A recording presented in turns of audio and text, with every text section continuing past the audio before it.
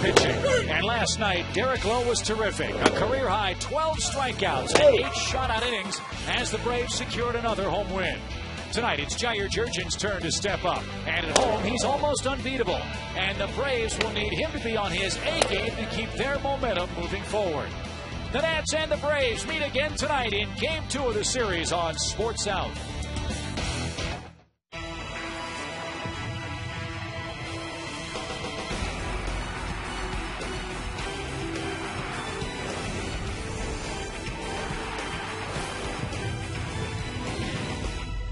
Another spectacular baseball night in Atlanta, Georgia, and a nice crowd gathering tonight for Game 2 of our Braves and National Series. Braves looking for a little bit of a win streak, and they go for their 84th win of the 2010 season tonight. All year long, Braves baseball on Sports Out, presented by Academy Sports and Outdoors, the right stuff, and the low price. And hi again, friends. Chip and Joe back upstairs. Great night for the Braves and Derek Lowe last night. They won 4-0. Now let's see if the Braves can put together a little winning streak. And to do that, the top of this Braves order, the dynamic duo, has to keep doing what they have been doing. In fact, the Braves' 1-2 hitters, Omar Infante and Jason Hayward, are our Toyota Tundra hardest working players since the All-Star break. These two guys have been getting it done night after night, game after game, Chip, and without fail. Omar comes into the game tonight hitting .343, which if he had enough at bats, he'd be leading the league in hitting. Jason Hayward has really caught fire in the second half. He's swinging the bat much like he did in May when he was the Rookie of the Month. But with a healthy thumb, he's putting up some big numbers. Omar, second in the league, in the National League, since the All-Star break in average and third in hits. He's reached safely, either by walk or hit, 43 out of the last 45 games. That's phenomenal. Jason Hayward, eighth in the league in hitting since the All-Star break, second in on-base percentage, and over his last 23 games, just huge numbers, especially in the on-base percentage. And what that means is if he and Omar are getting on, Braves have a very good chance of scoring some runs with Prado, McCann, and Lee and the other guys following them to get some runs on the board early. And that was what was the key to success for Derek Lowe last night. An early lead and a career high in strikeouts for Derek Lowe. Also his 1,500th in his big league career. And you know, an early lead is something Jair Jurgens would like to see tonight as he battles the Nationals. We'll take an inside look at what JJ's been up to in his last 4 or 5 starts. He's got the ball in Game 2 tonight in Atlanta.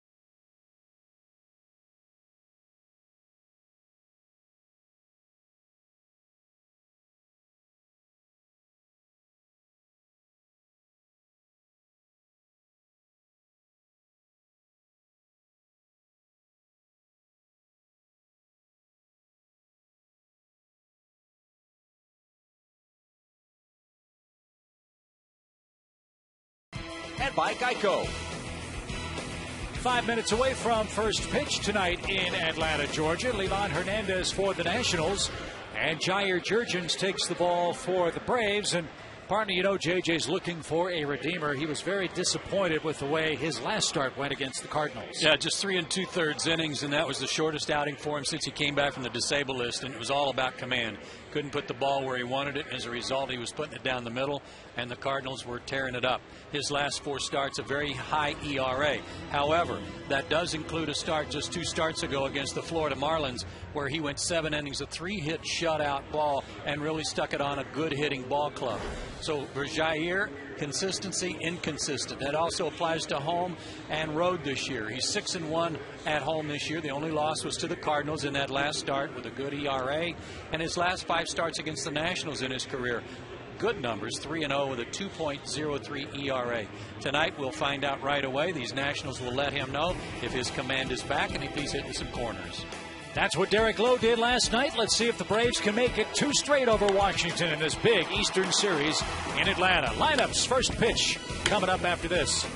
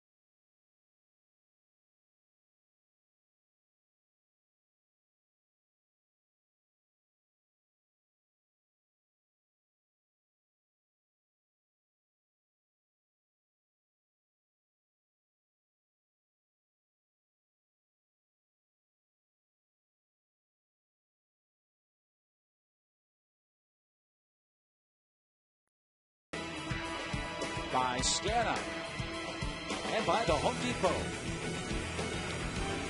Just about ready for baseball tonight in Atlanta. The Braves trying to hand the Nationals their 7th consecutive loss. Braves trying to put a little pressure on the Phillies, who are down in Florida tonight for Game 2 of their series with the Marlins. And here's how Jim Riggleman's 60 and 84 Nationals line up for Game 2. Niger Morgan has worn out the Braves. 5 multi-hit games, 11 hits in 38 tries. He's batting 7th tonight, and he is a speed burner at the bottom of the Washington order. And for 24-year-old Jair Jurgens, 6'1", 200 pounds out of Curacao. His last 2 seasons against the National League East have been outstanding, going 12-2 with a 2.14 ERA. This year against the Nats, he's 1-0.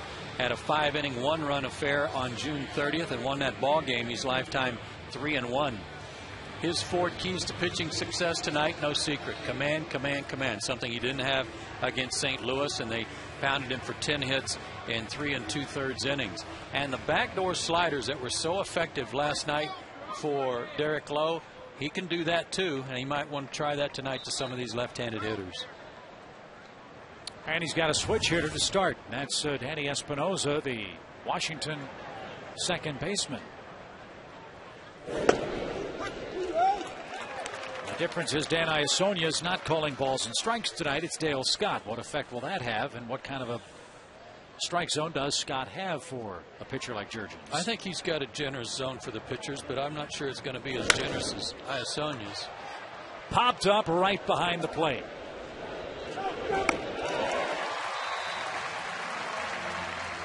But the pitchers, as Derek Lowe found out early last night, Jurgens and Hernandez will find out right away what they're going to get called and how they can exploit that. 2 pitches takes care of Washington's leadoff man, and now the young shortstop Ian Desmond will bat. Rough night for the kid last night at the plate. Was 0 for 4 with 4 strikeouts. And Desmond afield, also guilty of his 33rd error.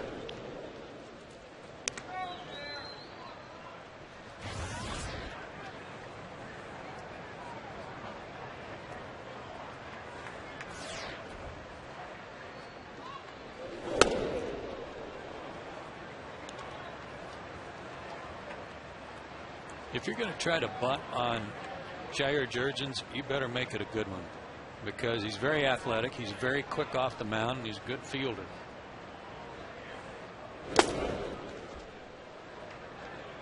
And he's missed with 3 in a row to run the count, 3 balls, no strikes.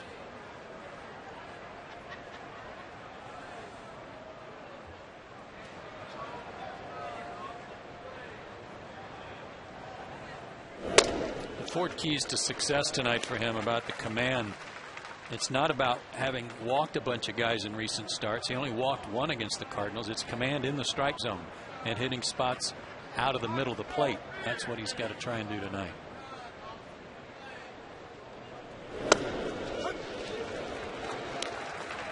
Runs the count full now, 3 balls, 2 strikes.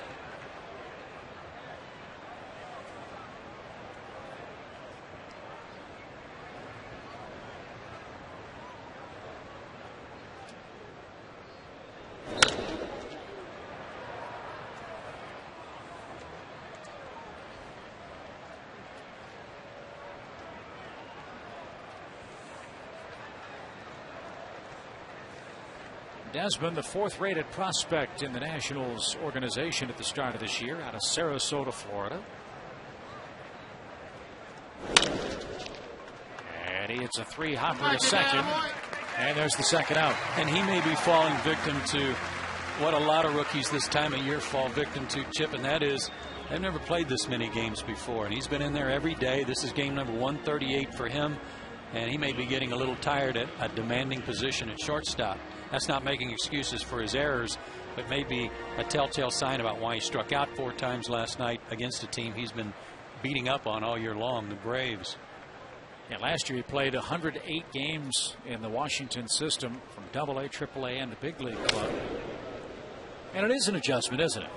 It's grueling, and you've got to, as we were talking about with Jason Hayward in the middle of August, you've really got to take care of your body. You got to get your rest. Roger Bernardino drives that one into straightaway center, and Nate McLeod hardly has to move. And a good start for Jair Jurgens. He did have command. 3 up, 3 down. Braves coming up to face Livan Hernandez.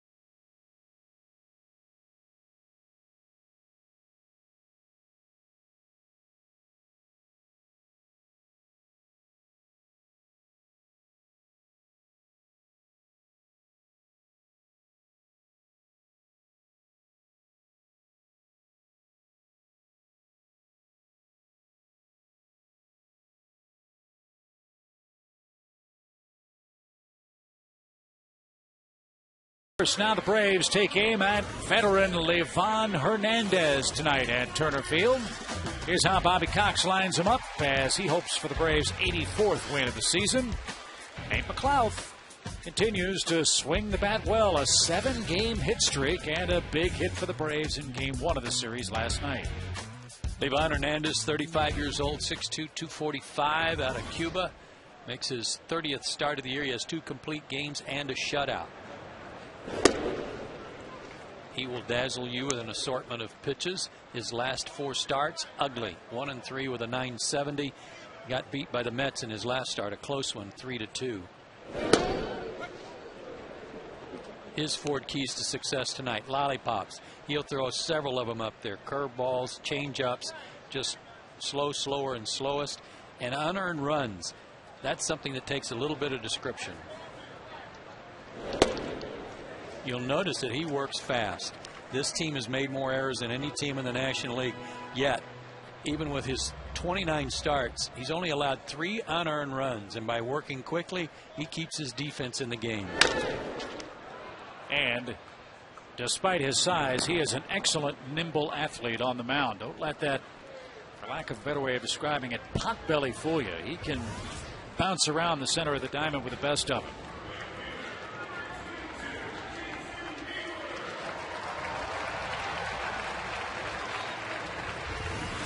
And here's a sizzling Jason Hayward. 5 homers, 15 RBIs, and a .427 batting average since late August.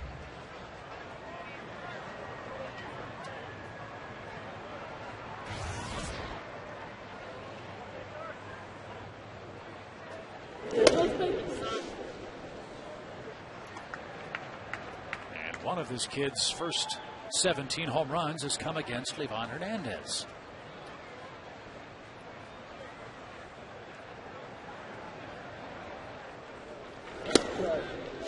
He rarely will give you 2 pitches of the same type, the same speed, or in the same location back to back. He's just going to keep mixing it up.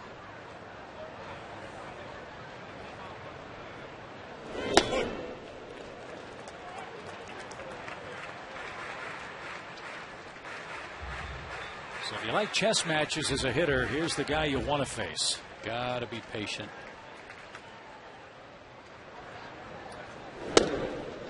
Doesn't walk a ton of guys. His season high is 6, and he had a game against the Braves early in the year where he walked 5. But his last 2, 3, 4 starts, two walks, 1 walk, 2 walks. And one here to Jason with 1 out. And that'll bring Martin Prado to the plate. His numbers against the Braves are not very good for his career. He's 6-16 with an ERA over 5. And he's 3-7 in this ballpark. But his last 6 starts against Atlanta, he's 3-1. So a whole lot better results despite his history. I remember when we last saw Livan Hernandez in the Nationals, we wondered why they wouldn't consider trading him to a contender. Because he was pitching outstanding baseball at that time. Well, we know Washington looking for pitching. August 29th, they extended Hernandez's contract another year. He'll be back in rotation for them in 2011.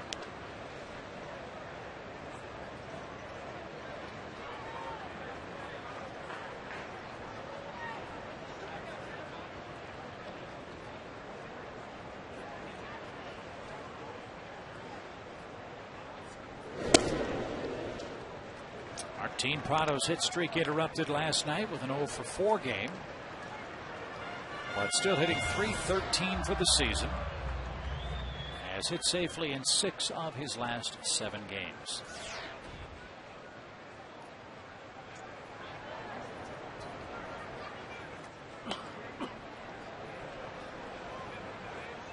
Livan got off to a good start. He was 4-1 through May 9th. But he's just 5-10 since then.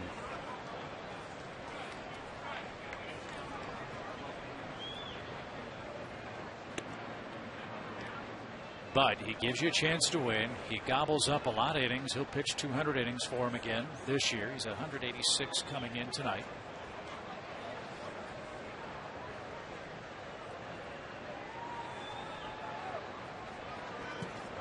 As you mentioned, tough guy for the Braves of late to beat.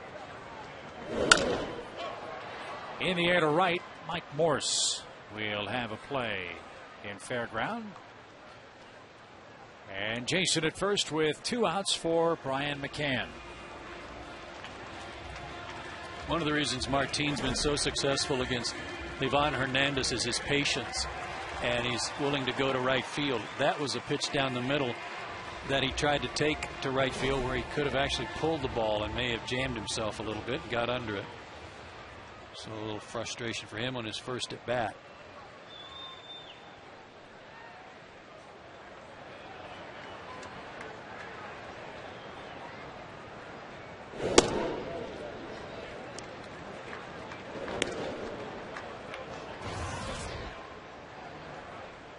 Nice to see Brian get hot the final 2 games of the homestand.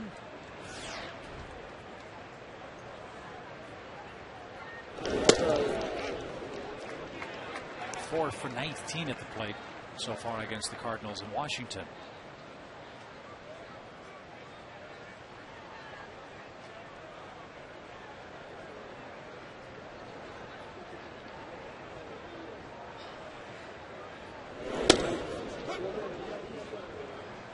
'81, then '81, and then '83 for the strike. His best heater probably around '86, '87 if he really reared back.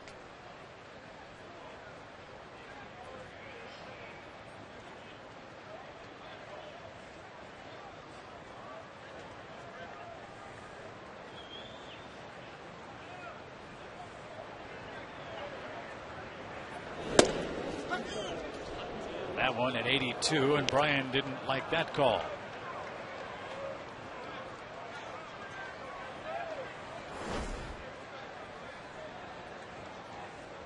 Well, you can see why. It wasn't even out. It wasn't even to the home plate side of the right-handed batter's box.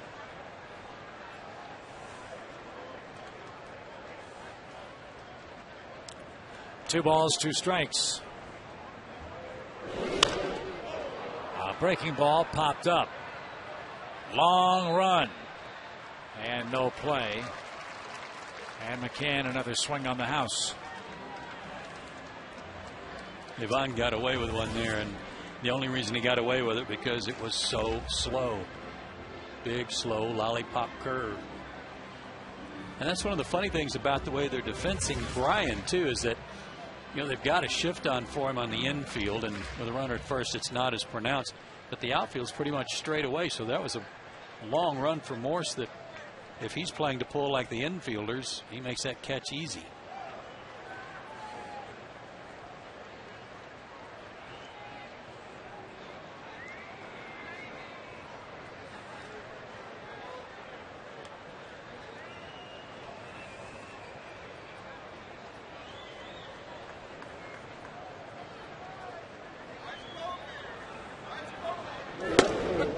That's over the inside corner. And Livan Hernandez has his first strikeout in the game. Interesting strike zone early tonight. No score after 1.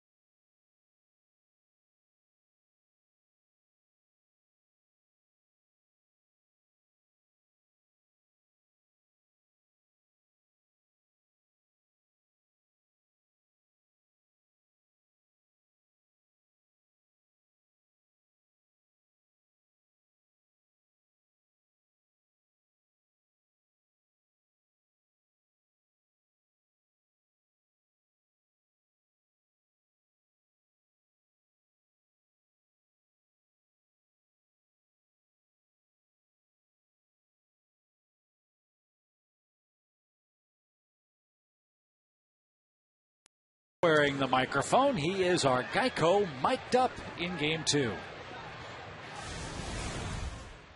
And the home of the brave.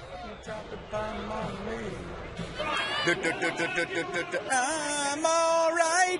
All I do is win, win, win, no matter what. I can sit for 8 days, I can go for 8 weeks, ain't nothing to me but time. He certainly had Rogers' attention. Ryan Zimmerman, the hitter. Hey, it was on key, it sounded like. You know that David could sing like he just sung? Even if he was off keys, a lot better than I can. Yeah, well, I've never heard you sing, but that's why. Liner over short by Ryan Zimmerman. And the Nationals have their first base runner in the ball game. They had a few on last night, but got only one man in the entire game to second base, and that didn't happen until the 8th inning. And that was on a double by Niger Morgan. See the location of this pitch. Can wants it away, but looked like a spinner slider that just stayed up and out over the plate. Fortunate that it was just a single. Now Adam Dunn bats.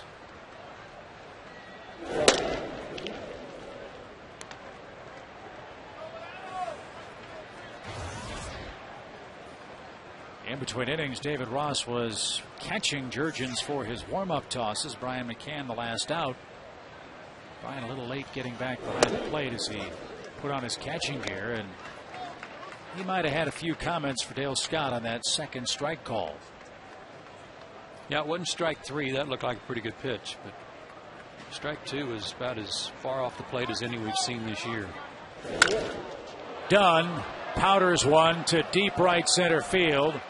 And that one way out of here. I mean, you talk about breaking out the tape measure. That was a blast. Hope Laser Baker's laser works that far.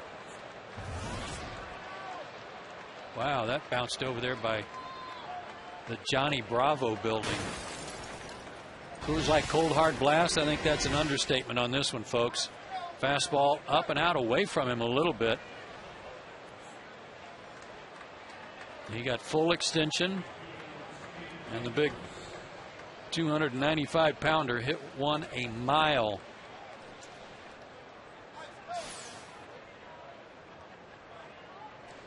"35 home runs, and Washington has a 2-0 lead.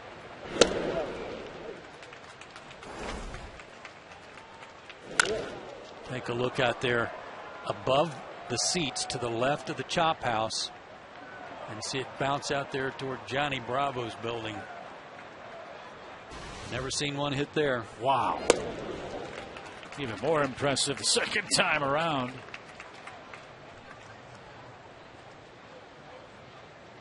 That's 460. Dunn didn't miss 460 by much.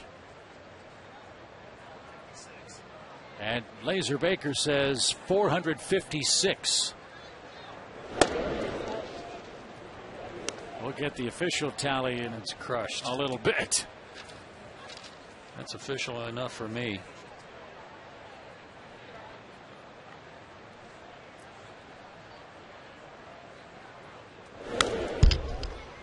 Got to get it down. Morse got another slider or cutter there that was up. Fouled it off.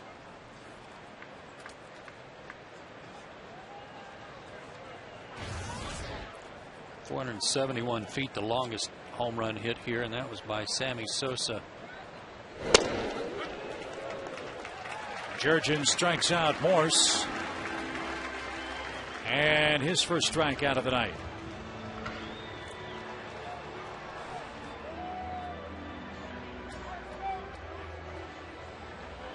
According to the Braves media guide, the longest home run hit by a Brave here is 458 feet. That was Mark Teixeira who did that September 21st, 2007.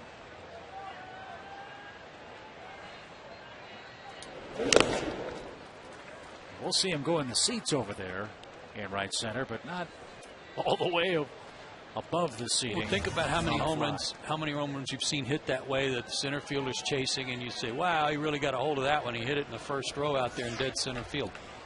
Dunn hit it over all the seats. Yeah. Remember when Barry Bonds was playing for the Giants and someone would connect to left? He would just stand and look and then not even turn around and watch the ball because he knew it was a mile out. Jason Hayward took one step and just turned.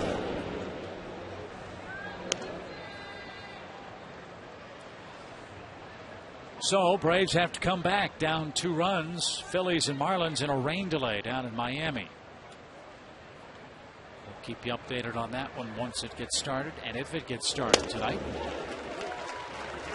As Niger Morgan a 2-2 count. Still no word on when Morgan will find out about his 2 suspensions that totaled 15 games. He had the hearing last week.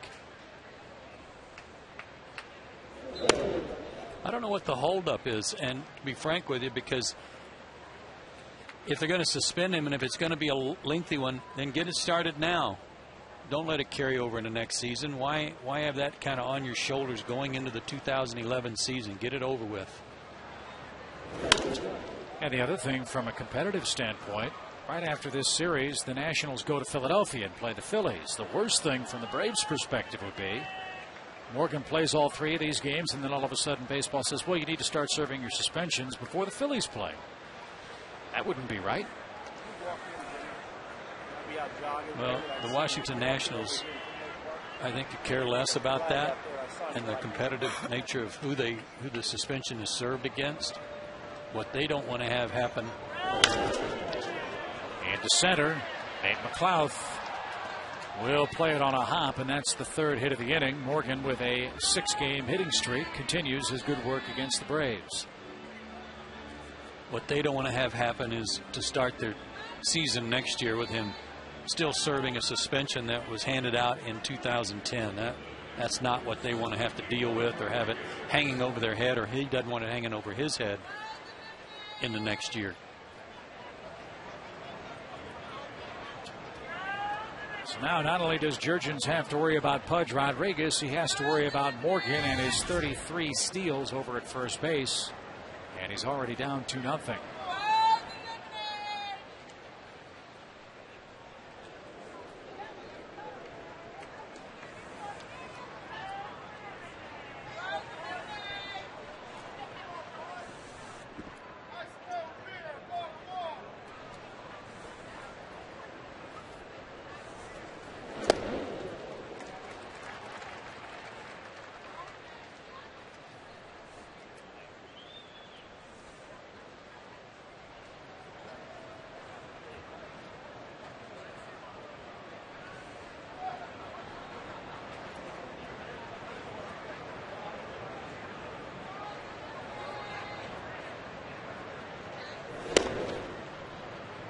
Joe Vincius, our producer, reminds us again with Dunn's long home run.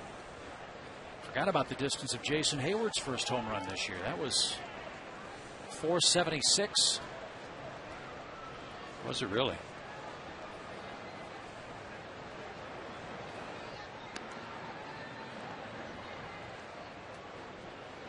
So if that was 476, Dunn's got to be every bit of that, doesn't it?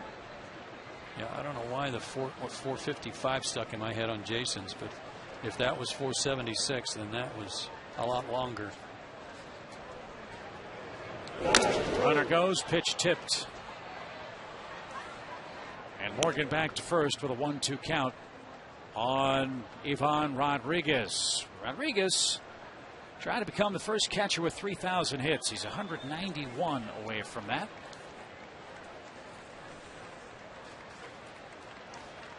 And Pudge also under contract next season for Washington.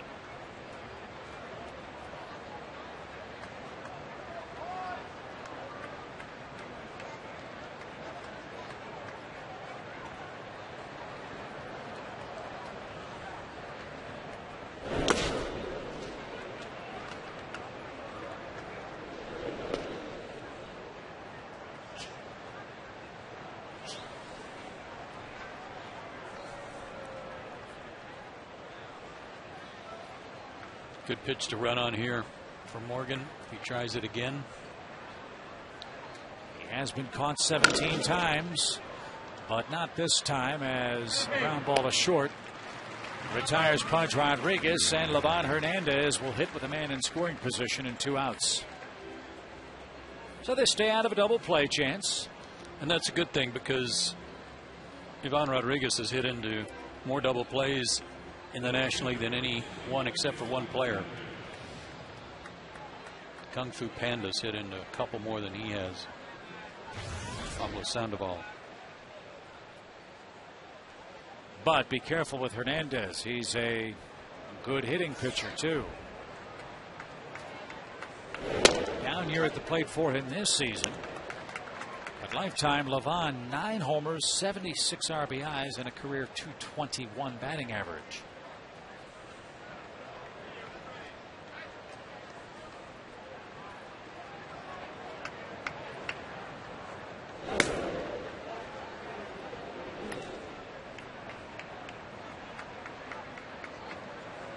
Zimmerman started the inning with a single over short. Adam Dunn launched one out into the plaza for a 2-run homer. Now a strikeout, single, and ground out later.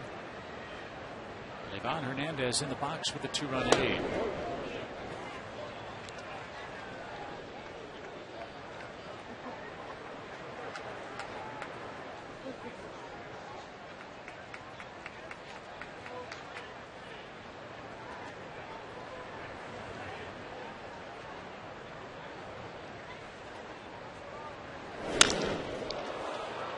That might be trouble. It is trouble. Morgan will score. Livan Hernandez with a 2-out RBI double, and Washington leads 3-0.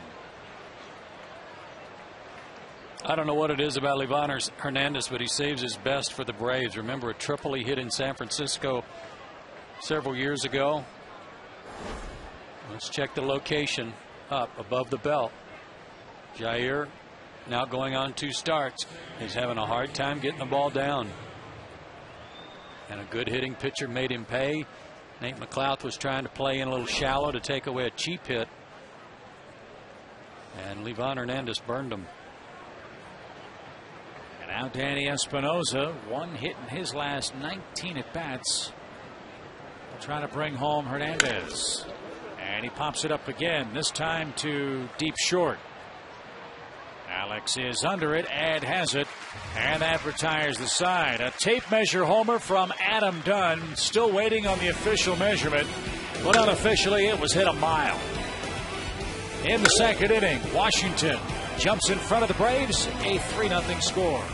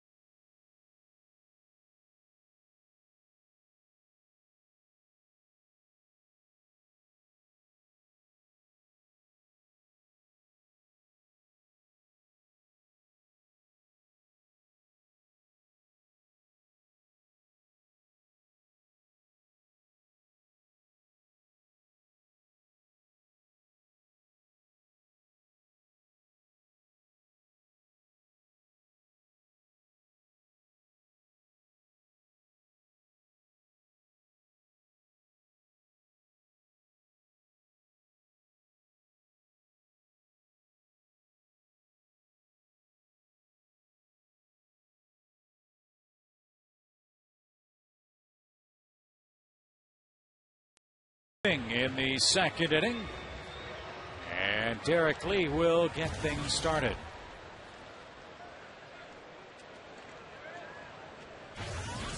Derek's bat's coming to life in the last 10 days.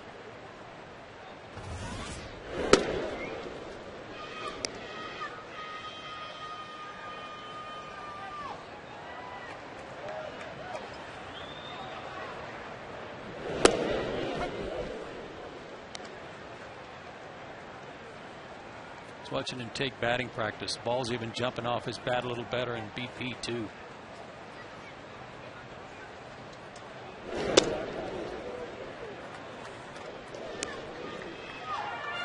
Nelson's coming over from the Cubs. Derek Lee hitting .250 with a home run. He's knocked in 12. And .323 the average since the 4th of September. That was the first lollipop of the night from Livan Hernandez. It missed badly. 3 balls and a strike.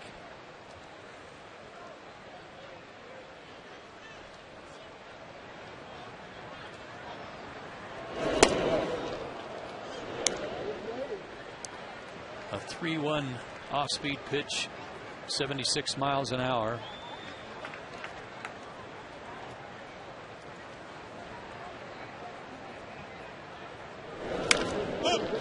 And another breaking ball popped into shallow right.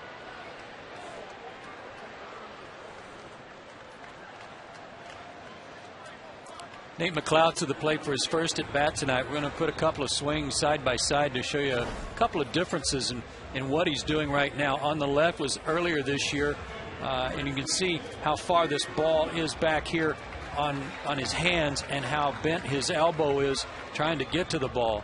Look how much his weight is back over his back foot here, how great extension he's got displaying here and getting the ball out in front.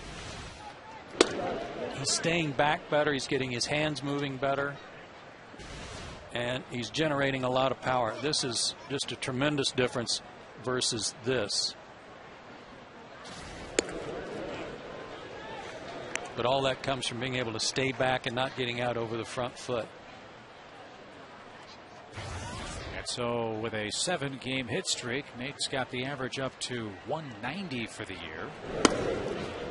But another big difference, I think, is even when he's making outs, they're hard outs. They're not pop-ups, they're not strikeouts, at least not a lot of them. He's driving the ball with a lot more authority.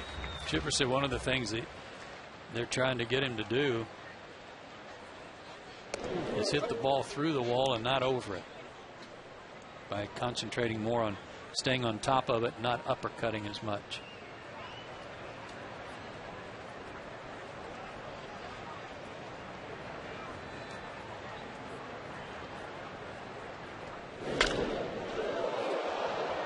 That scatters the fans near the end of the Braves dugout. Hope everybody's all right.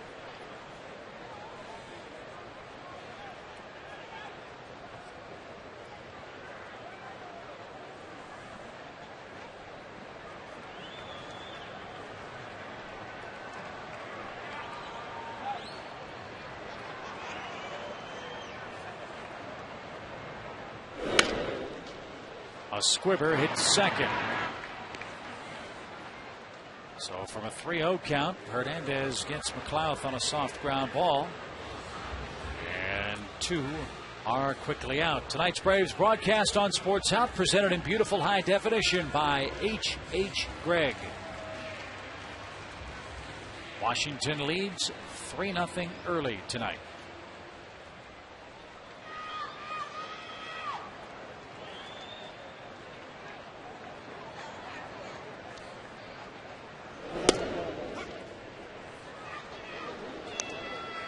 Alex Gonzalez has been behind in the count before to this guy.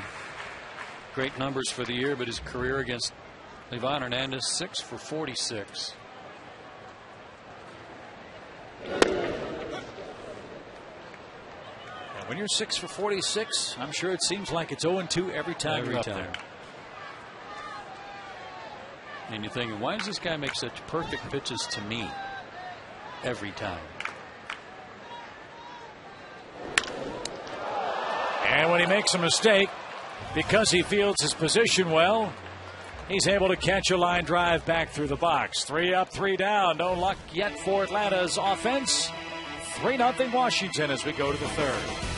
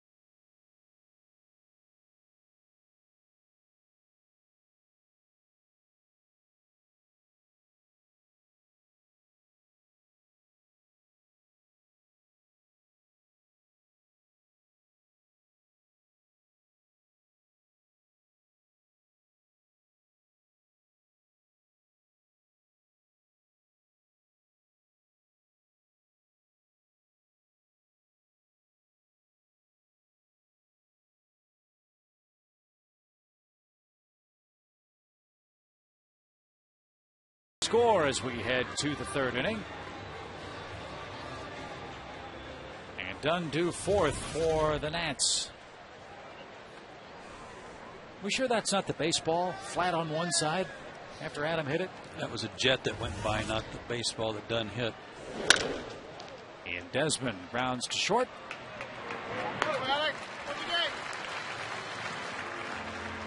And one out.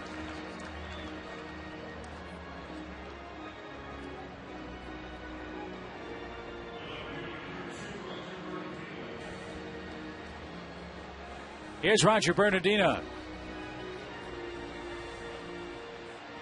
A battle of Curacao. Jurgens won round one, getting Bernardina to fly out to center.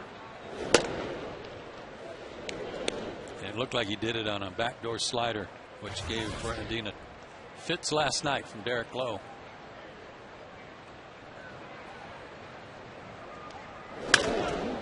Another chance for McLouth in center.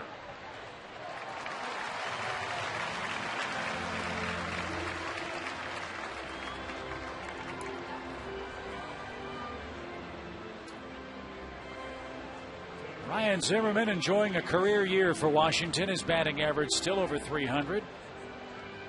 25 homers, 83 runs driven in.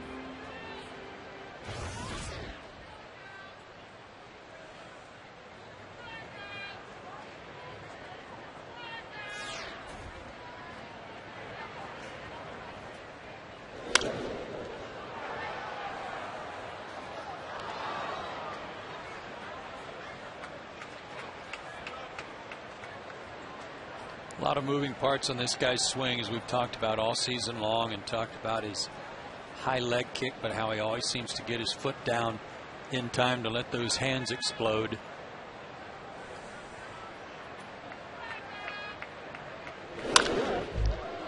And he's got that alley worn out, doesn't he? That one between short and third.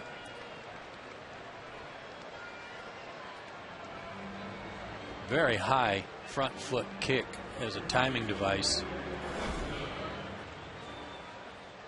Look at that. But he gets the foot down, and then it's a very conventional swing, but that's his timing device, and he can throw his hands at it. Kept his hands inside the baseball and laced it. Adam Dunn was thinking about number 36.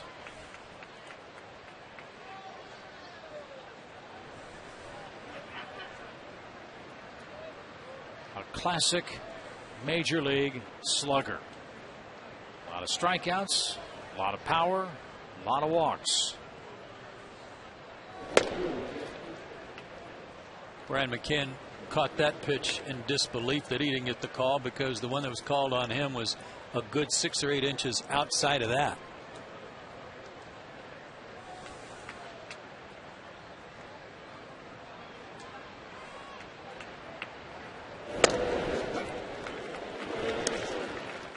And remember, the home run pitch was one that was out away from him, outer part of the plate, but it was up.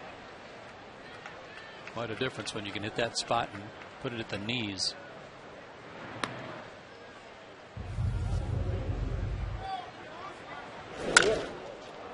Above the belt, and Brian McCann didn't even bother to watch where it was going to land, but right next to the 460 mark out there on the chop house.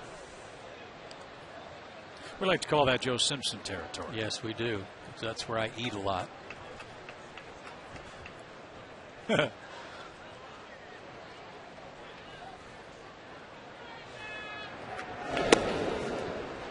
now a full count. Good news in Florida. Marlins have tied the Phillies. That's 1-1. Down at Sun Life Stadium.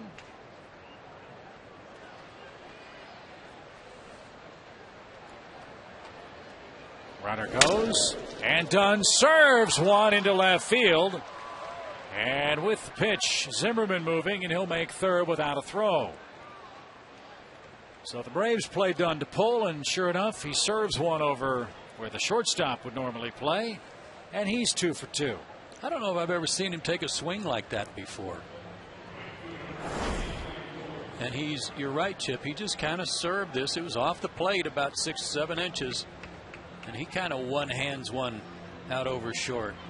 I mean, that's not exactly classic form, but those big long arms. Well, he's a guy that's known for his patience, not just his power. I mean, your point about not seeing Dunn take a swing like that, he almost never swings at that pitch. Yeah.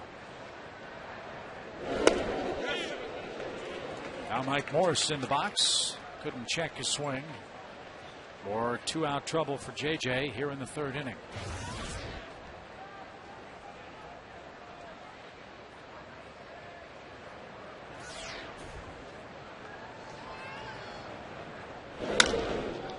Little flare, shallow right. Jason got a good jump. That saved a run. As Morris pops out to end the Nationals' 3rd inning. 3-0 is your score at Turner Field in Atlanta.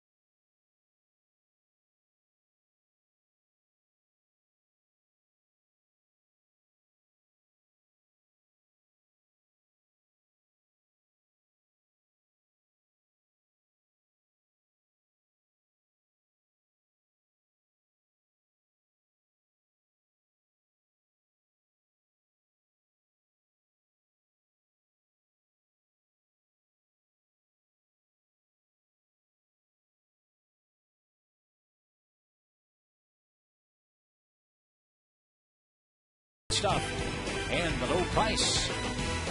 With my partner Joe Simpson, Chip Carey back at Turner Field, where the Braves trail early to Livan Hernandez.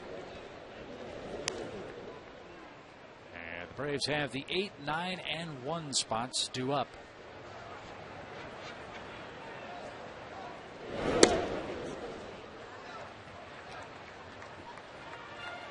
One thing a hitter can do against a pitcher like this, if you feel like the ball's just not getting to you and you can't wait for it, is move up in the box. Take something away from Livan Hernandez. Well, that's something you almost never see in today's game. At short, Desmond, who's had his troubles defensively this year, makes short work of Matt Diaz. 1 out. Yeah, but you force him to make an adjustment to you instead of letting him dictate to you how he's going to pitch you, throwing all that off-speed stuff, and at least you try to get it before it starts that real sharp downward arc at your shoe tops.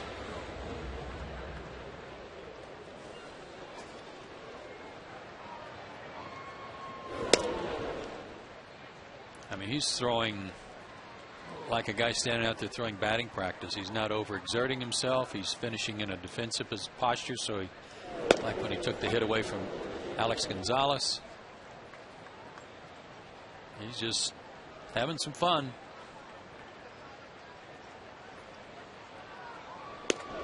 I was watching him in the on-deck circle before he came up and got the double to drive in a run in the 2nd inning. He was having an ongoing conversation with all the folks over there behind the on-deck circle.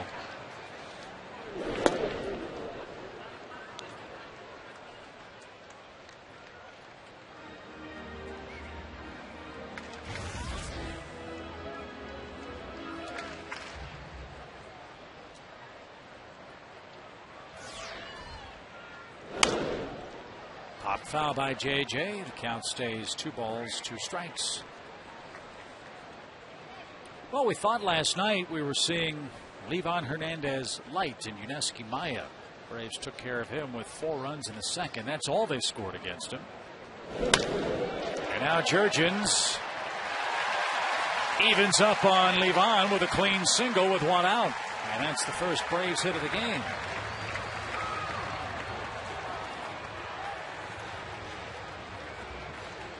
Fifth hit of the year for Jair.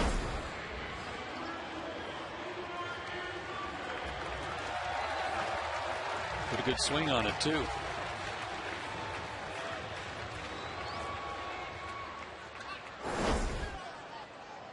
Here's Omar.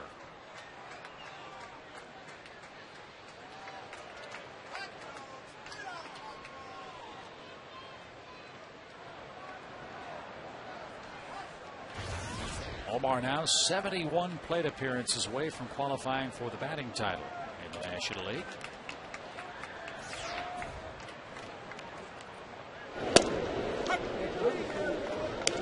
And his .342 average would indeed be tops in the circuit. Carlos Gonzalez of the Rockies, Troy Tulowitzki 1st and 2nd, with Joey Votto 3rd, Martin Prado 4th. What a month Tulowitzki's had. And having those guys hit back-to-back for the Rockies, no wonder they'd won 10 in a row. Well, it's mid-September and Colorado making a push. They lost last night and stand 2.5 games behind San Diego out west. Also have to keep an eye on all 3 of those Western teams for the wild card race, which the Braves lead.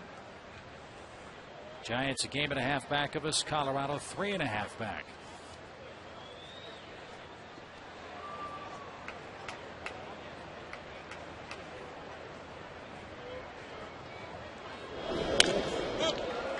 Breaking ball popped up left center field. Who wants it?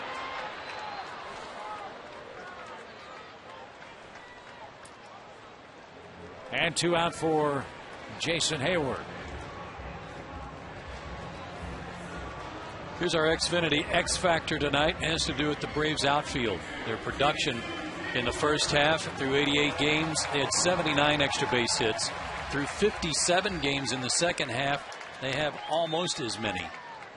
So their average and slugging much improved in the second half as a group.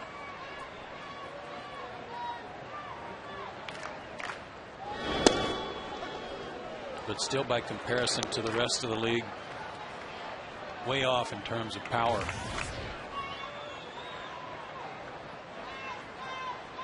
Well, Jason's got plenty. Let's see if he can smack one and make it a one-run game here. Levine wanted that pitch.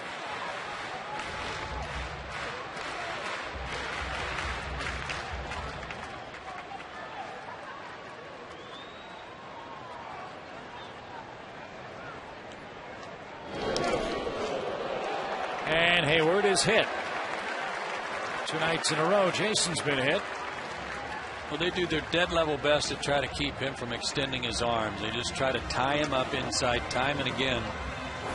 And once in a while, it goes farther inside than they want. Last night he got hit right in the middle of the hamstring on his right leg. That one a little more of a glancing blow.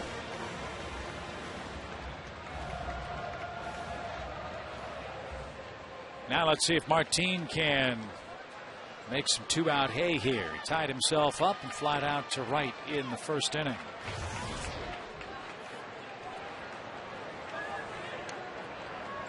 He's had good luck against Levine in his career. 9 for 17. And jumps the first pitch and pops another one into shallow right. Braves threaten, fail to score in the third, and we go to the fourth. Levine Hernandez dazzling the Braves again, leads 3-0.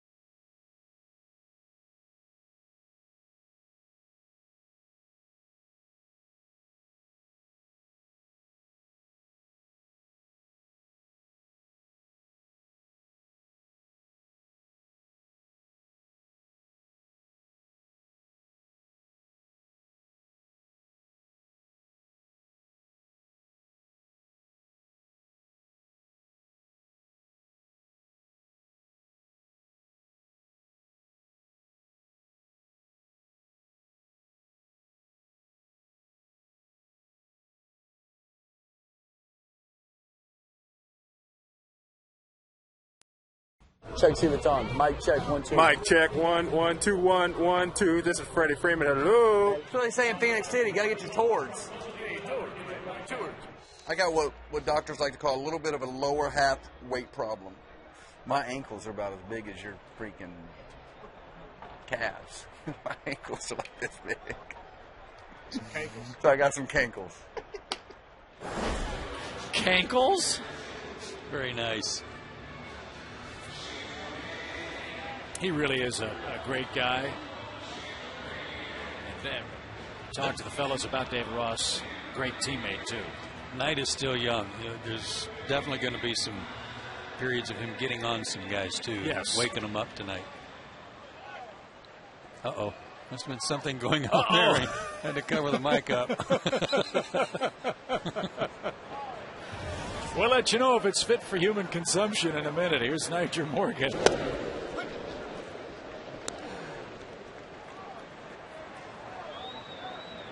Niger singled and scored ahead of a big 2-out double by Levine Hernandez back in the second inning. Tough play. Derek Lee made it.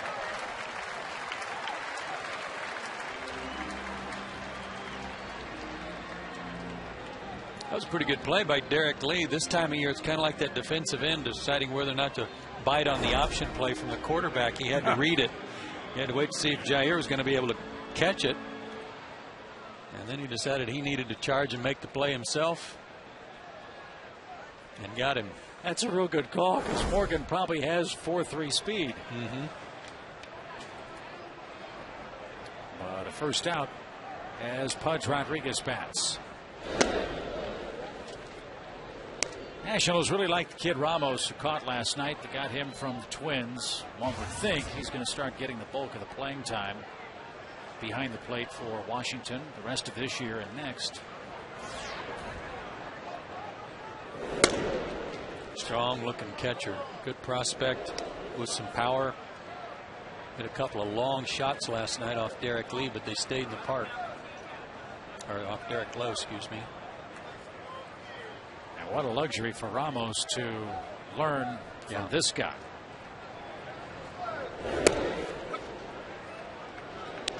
Well, I would think would be a first ballot Hall of Fame guy, wouldn't you?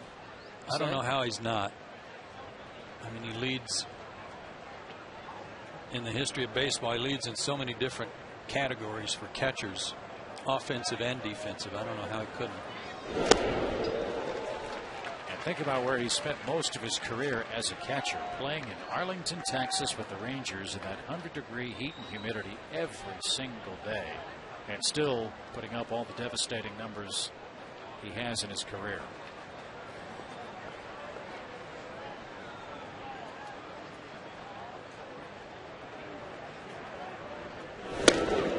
Couldn't get the high fastball. JJ has his second strikeout in the game. And now Livan Hernandez bats with the bases clear. Braves have 2 more series left at home after this Washington affair. We've got the Marlins and the Phillies, and there are tickets available for Bobby Cox's final home games as the Braves skipper. You can get them online at Braves.com/tickets or by calling 800-745-3000. By the way, that game, that Saturday for Bobby Cox Day, is now a 4:10 first pitch. The Fox National Network has picked up that game.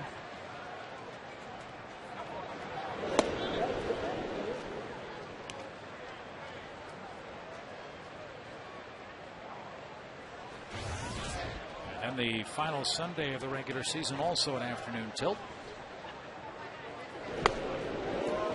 And also with the Phillies. Tomorrow's game is just 10 minutes shy of a morning tilt. 12:10 first pitch tomorrow. Braves will wrap up their 20th game in 20 days tomorrow. And then have 3 straight Thursdays off the rest of the regular season. Travel day to New York, off day in Washington, and an off day between the Marlins and Phillies here at home. And a line drive shot to left, and that one's going to skip off the top of the fence and leave the park. Livan Hernandez is 2 for 2, and a solo home run gives Washington a 4-0 lead.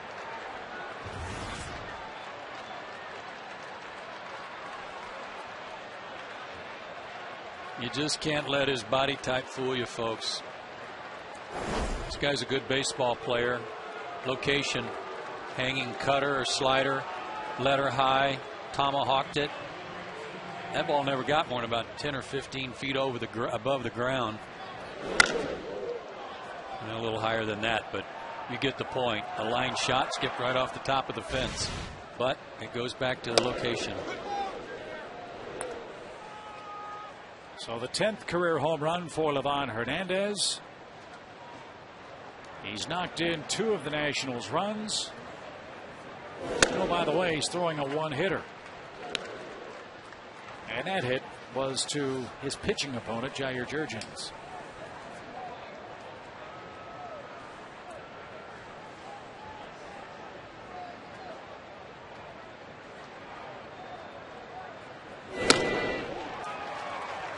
Espinosa down on strikes. He is 0 for 3, but the damage done again with 2 outs and again by Livan Hernandez. He's something. 4-0.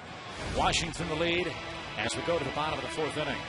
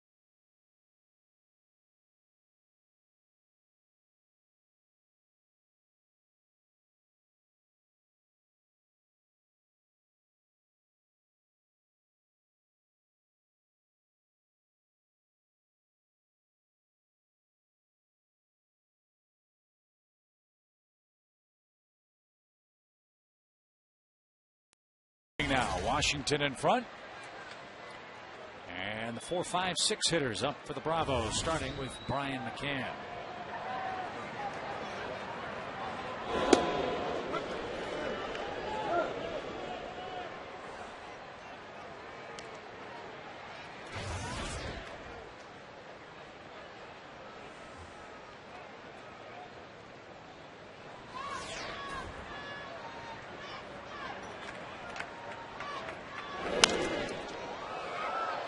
He's down, 0-2. That was an 83-mile-an-hour fastball that was in on Brian. Two-seamer that probably started in off the plate a little bit, came back over the inside part.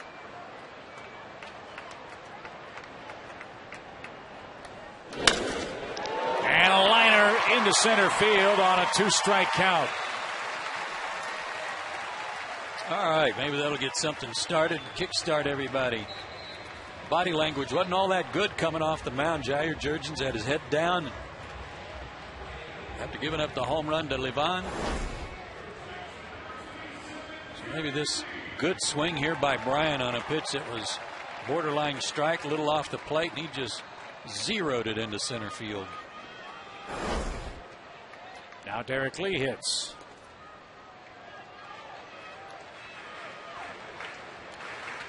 A lot of times you'll ask if an offensive group is the second time through the order more helpful to you. Does that apply to a guy like Livan Hernandez?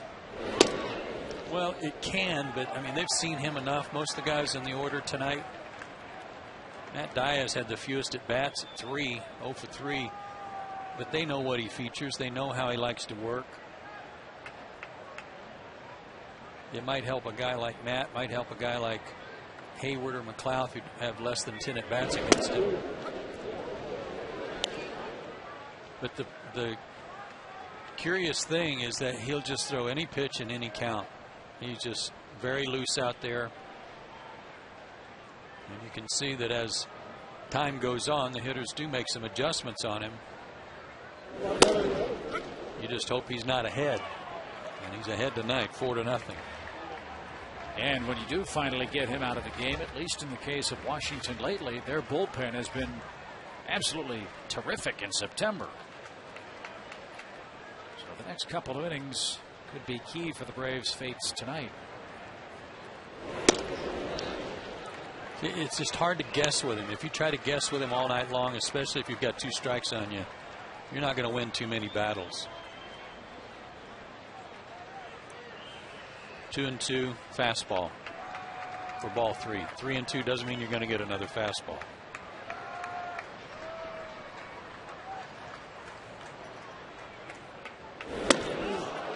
Got one that time at 85 miles an hour. Well, it was ball 4, but it was one that was up, and Derek just couldn't lay off. Watch this ball move up and in. It's one of his best fastballs of the night.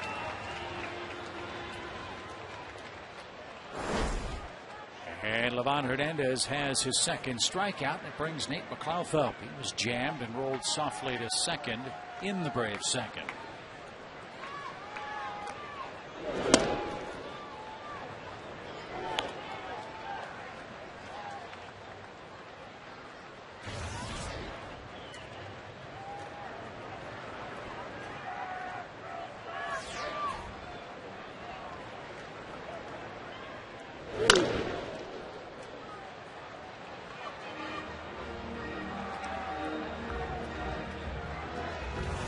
I would guess, and I don't know this to be a fact, but I would guess that if you set up the hitting charts for both Brian McCann and Nate McLouth, you're going to find that Nate pulls the ball a whole lot more than Brian.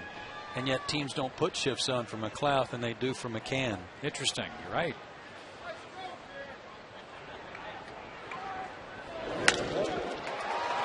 Flare to left. And a fine running catch by Bernardina to rob McLouth. And as we speak, one of the few times Nate goes the other way, and Bernardina took a hit away from him.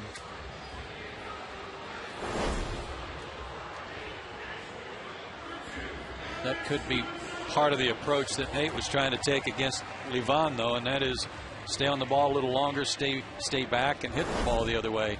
Almost paid off. So after a leadoff hit by Brian McCann, 2 are out. And here's Gonzalez. He hit one back through the box, but Livan Hernandez caught it.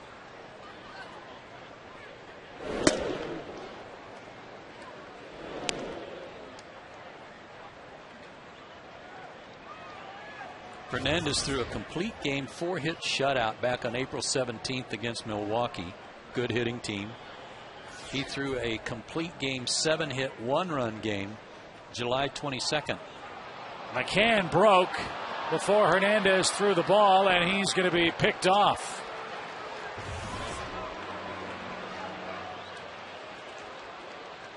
All Hernandez had to do was step off and throw. Yeah, and he was, I mean, you just can't fluster the guy. Braves run themselves out of the 4th inning.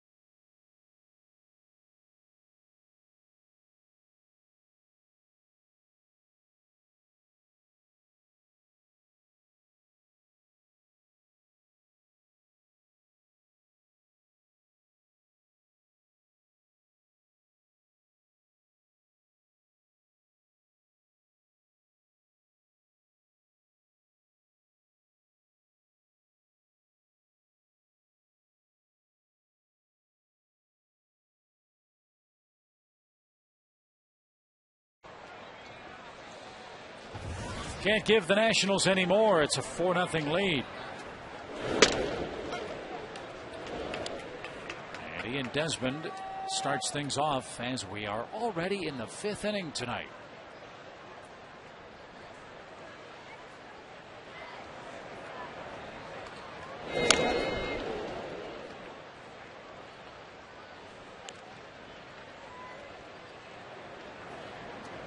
Talking with the Washington coaching staff about Desmond before the game tonight.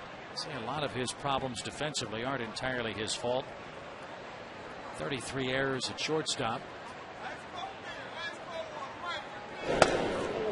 He told me 10-15 of those were balls that Adam Dunn probably should have handled over at first base. Oh, really? Where the throw wasn't as bad as the error total would lead you to believe.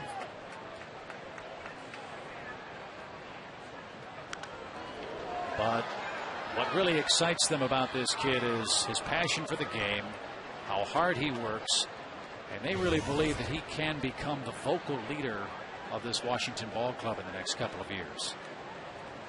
Well, he's a strong guy. There's nothing slightly built about him with respect to being a shortstop. Tall is he? He's not as big as Troy Tulowitzki, but he's solid. 6'2", 210.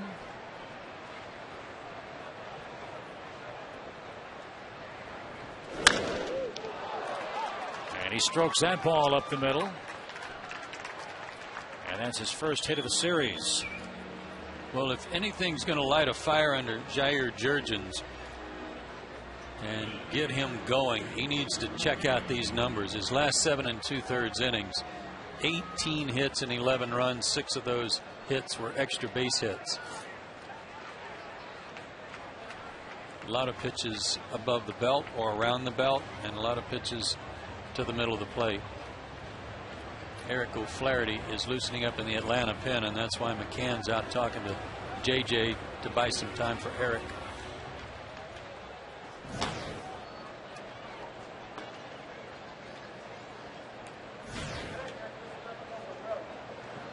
Bernardino's flying out to center twice.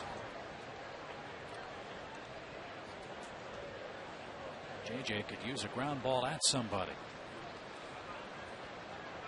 Already 72 pitches tonight. And Bernardino, 361 at bats. He's hitting the 3 double plays.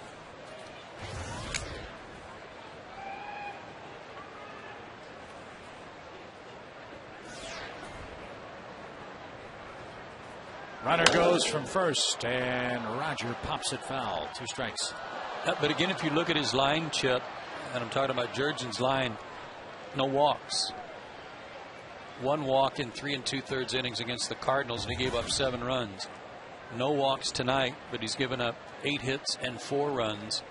It's not wild out of the zone. It's wild in the zone. Too many strikes? Too many to the middle of the plate, yeah. Too many good strikes. And 2 straight hits for the Nationals in the 5th inning. And with the games dwindling to a precious few and the Braves down a game in the division, Bobby may not allow Jurgens to work much longer tonight. That was a good pitch, but see, it was in a good spot away, but again, it was up. And any time you make a pitch to a good spot like that and it's still up, it's still hittable for these major league hitters, as Adam Dunn certainly demonstrated back in the 2nd inning. And now Zimmerman's in the box, and he's already 2 for 2 in the game. 9 Washington hits.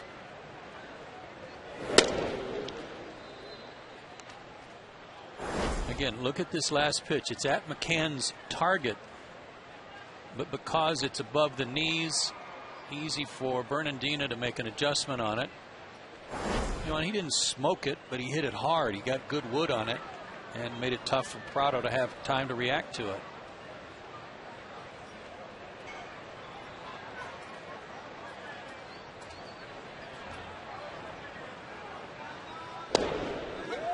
There was a good pitch down. 1 ball, 1 strike.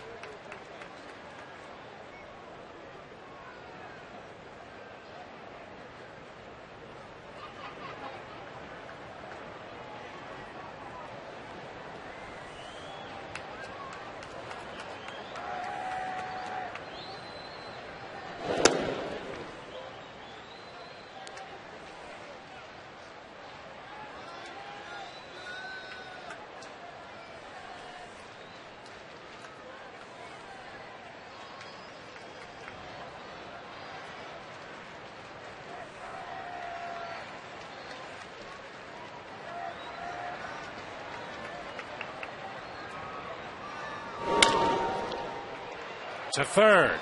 One there. Two there. How about that double play start at third base by Prado? Well, when you get an in-between hop and you know you need to field the ball cleanly to get a double play started, just jump. Go ahead and jump. That was nice. Yeah! Atta baby! Atta boy! Atta boy Prado! And that allows the Braves now to pitch around Adam Dunn. I'll go ahead and walk him with 2 outs and face Mike Morse, who's 0 for 2 in the game. That might be a huge turning point if the Braves can get something started against Livan Hernandez in this 5th. And that's the first walk of the night. There's the Phillies and Marlins, bottom third now, 1-1. Dan Uggla, who yesterday got his 30th home run. First second baseman with 430 home run seasons in history. Hopefully he'll hit a couple more tonight and help out the Braves. San Diego and Colorado get started shortly.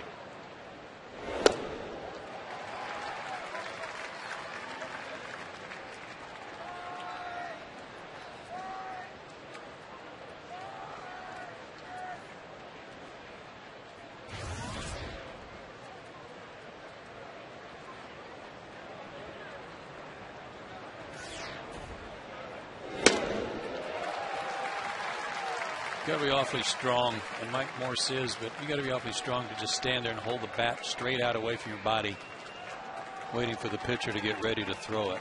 And I mean, his arms look really stiff and rigid before he ever starts bringing them back to try to start his swing. And then it becomes somewhat of a long swing. If you throw it where he's swinging, it's going to go a long way. Dunn goes, and the pitch fouled right off the mask of McCann. Ryan will check the cage. Everything's in working order. The count 0-2. Man, oh man, that was a solid shot right to the forehead.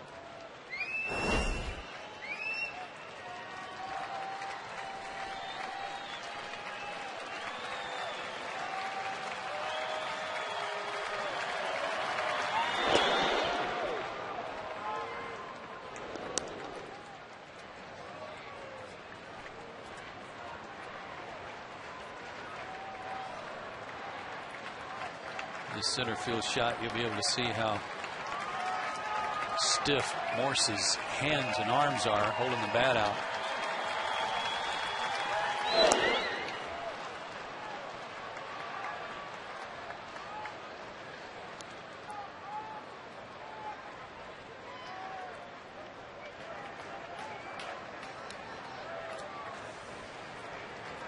Did Dave Kingman hold the bat like that? More back, not so much straight out. Straight out in front. The reason I bring that up, I mean, Dave was big, tall, right-hand hitter, built kind of similarly to Morse. He is a big humanoid in the batter's box for Washington.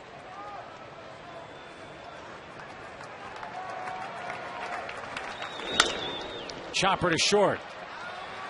And Alex will take care of business. And boy, that could have been disaster. Instead, a double play, an intentional walk, and a ground out keeps the game manageable. 4-0 Washington.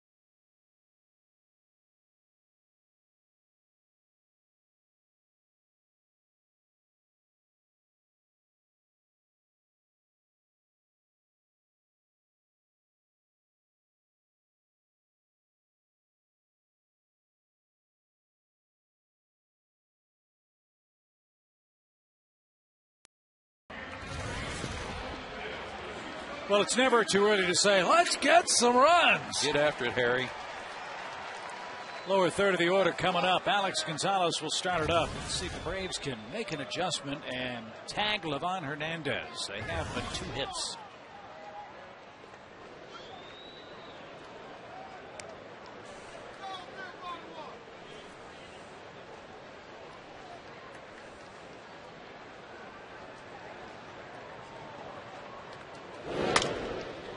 Popped up. Get out of here. And that very obedient baseball listened to you. The count 0-2. 0-2 again on Alex.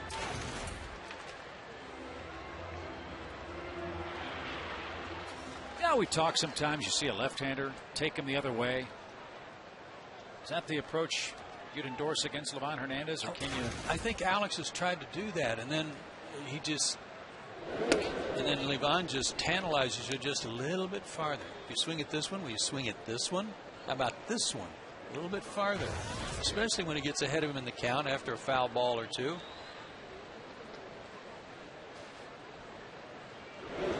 Oh. See, I mean, his arm action on that is so ridiculously good. And then the ball just, it's like it comes out sideways somehow. Watch his arm action. But then the ball just doesn't get there. 63 miles an hour on that.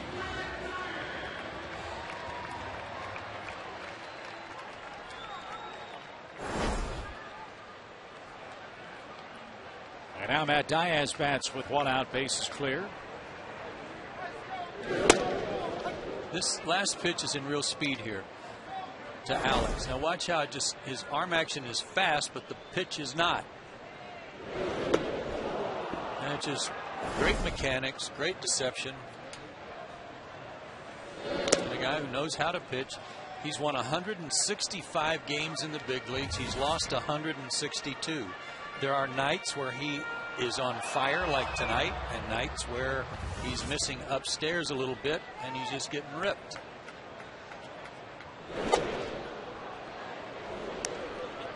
It just shows you the only reason you need a radar gun tonight is to be more impressed over how slow he's throwing. Well, Ted Williams said it best: hitting is timing, pitching is destroying timing. And he is the essence of a pitcher. And Matt Diaz timed one, and he has a 2-strike hit. And the night is done for Jair Jurgens. He will indeed be taken down in this 5th inning. Eric Hinsky has grabbed the bat and will pinch hit.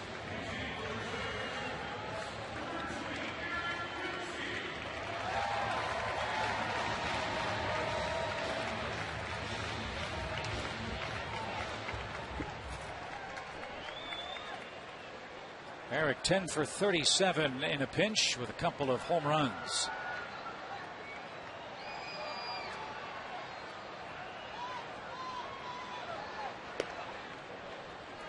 And that's very good. 10 for 37.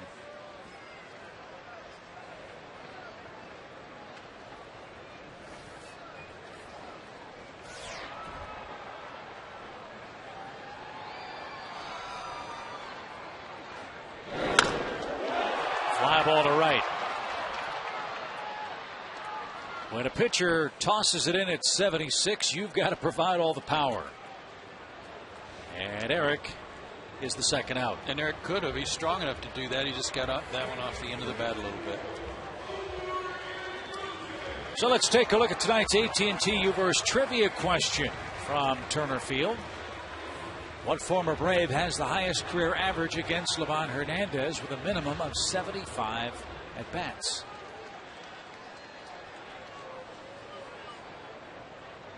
That's a tough one, because there's so many guys he could have faced since he came to the big leagues. I'm assuming that does not include Chipper, who's on the disabled list.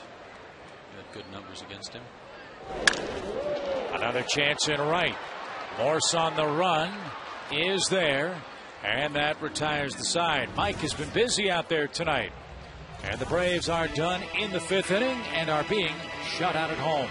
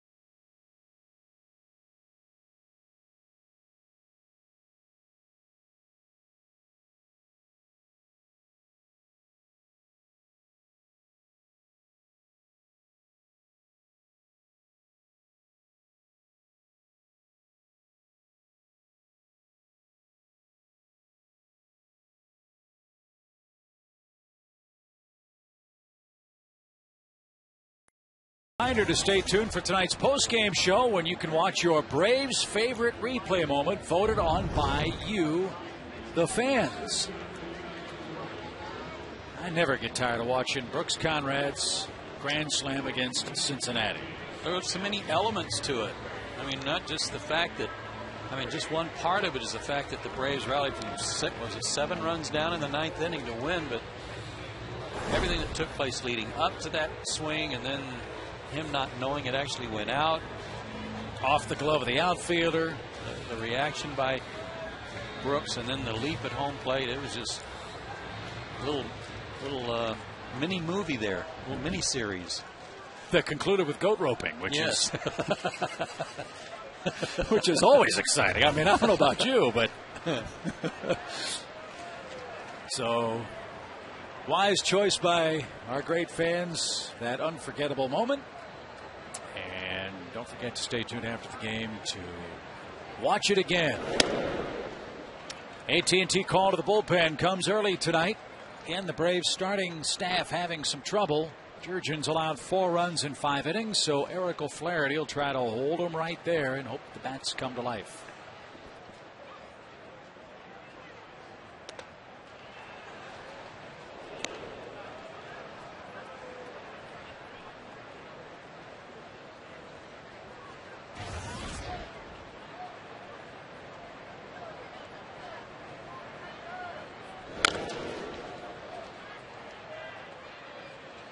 Those of you who haven't seen the Nationals play on our air this year may not know the story that Niger Morgan was a junior hockey player in Canada. Pretty good one, too, I guess. Left home at 16 to play hockey. But has made it to the big leagues as a fleet-footed outfielder for Washington. And he's the first out for Eric O'Flaherty. Here's Pudge, 0 for 2 tonight. One more tomorrow with Washington. Early start. Join us. Business Fan Special. 12:10 first pitch. And a travel day for the Braves as we begin the most important road trip of the year. New York, Philadelphia, Washington.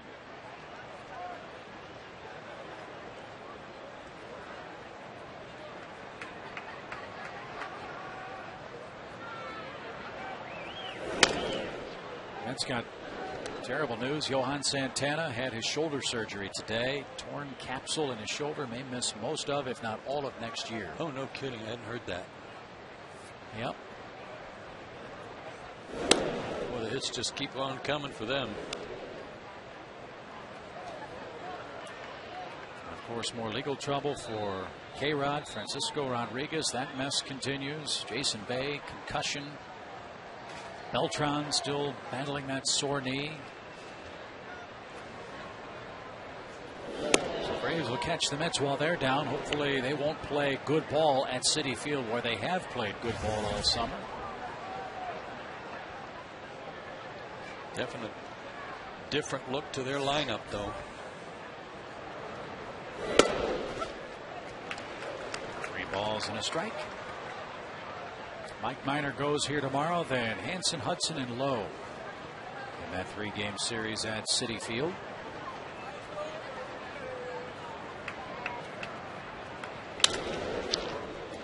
At second, Omar Infante takes care of Pudge, 2 out. Here's a look at tonight's Georgia Lottery hitting the jackpot, and hitting is the story for Livan Hernandez. What a night. He's going for the cycle, I guess. Double and a homer. It's the first home run by a Nats pitcher since September 4th of 2006. 4 years ago by Ramon Ortiz against St. Louis.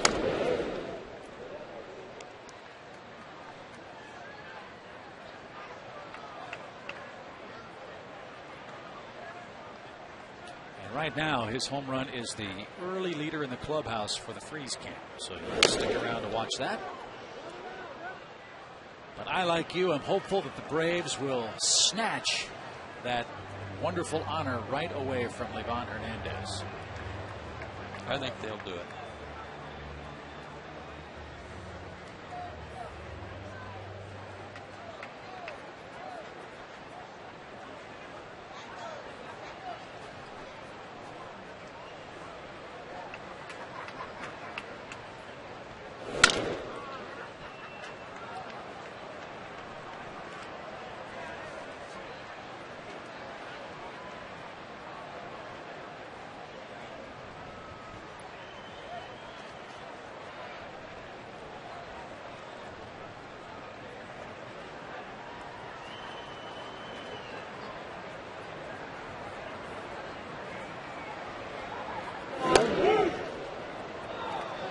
2 balls, 2 strikes. Top of the 5th down in Miami, still 1-1 Phillies and Marlins tonight.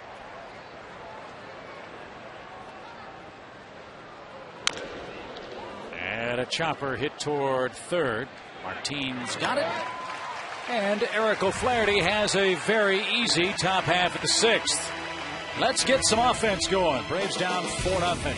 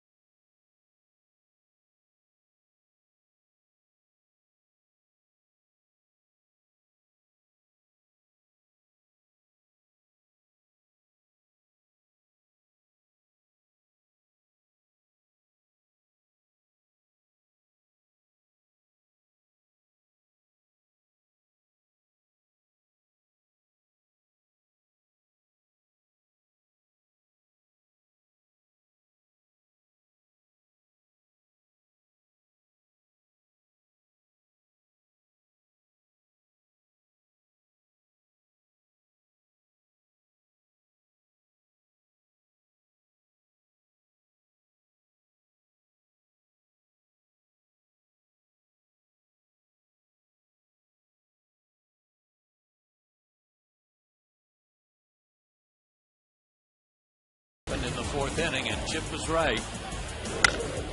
A high hanger from Jair Jurgens turned into a home run from the pitcher. Skipped right off the top of the wall. The 10th home run in the career of Livan Hernandez. But it did clear, and that was the Coors Light Freeze Can, brought to you by Frost Brewed Coors Light. What a bummer. So far. Yes. But the 2, 3, 4 hitters coming up. And I don't know if Livan will admit this, but it sure appears like he's doing everything he can to pitch around Jason Hayward in this game. Walked him in the 1st. Hit him with a very softly thrown pitch in the 3rd inning.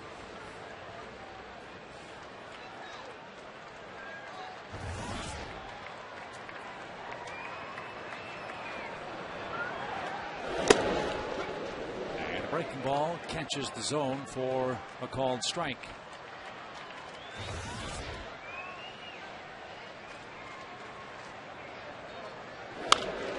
That one's into right field. And look at Jason hustle to first base, thinking about putting some pressure on Morse in right. And the Braves, for the 2nd time tonight, have their leadoff man on.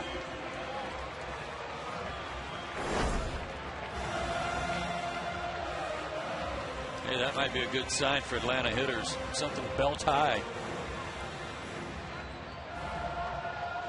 And Jason didn't miss it.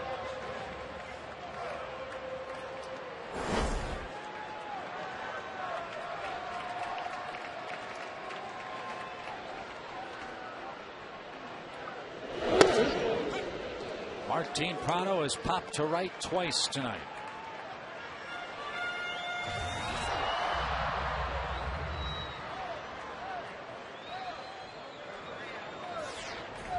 He's 0 for his last 9. He's due.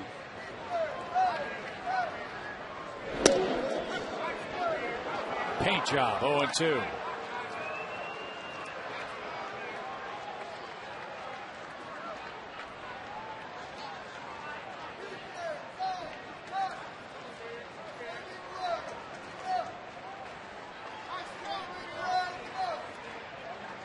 You know, there's some ways, some things that Livan does on the mound remind me of Gaylord Perry. Really? Yeah, he kind of does a little cleaning with his spikes, you know, kind of straightens the house up there on the mound, smooths everything out. And as a hitter, you know what he's about to do to you, and there's just not a darn thing you can do about it.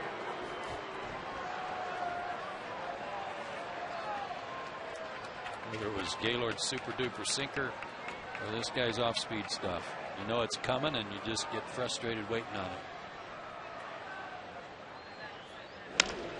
Double play ball. Bad hop. Nice turn. And 2 are out.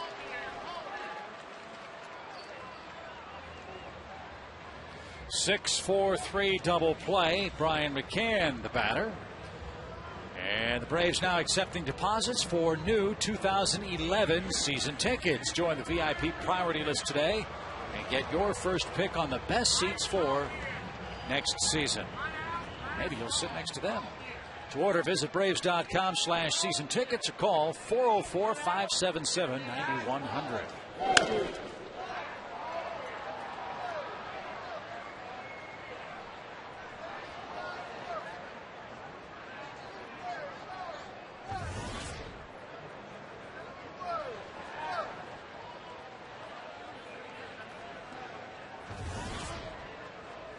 Where's that fan that can scream, hey, you're throwing a 4-hitter? Yeah. I haven't heard that guy in a while. Or a shutout. That too.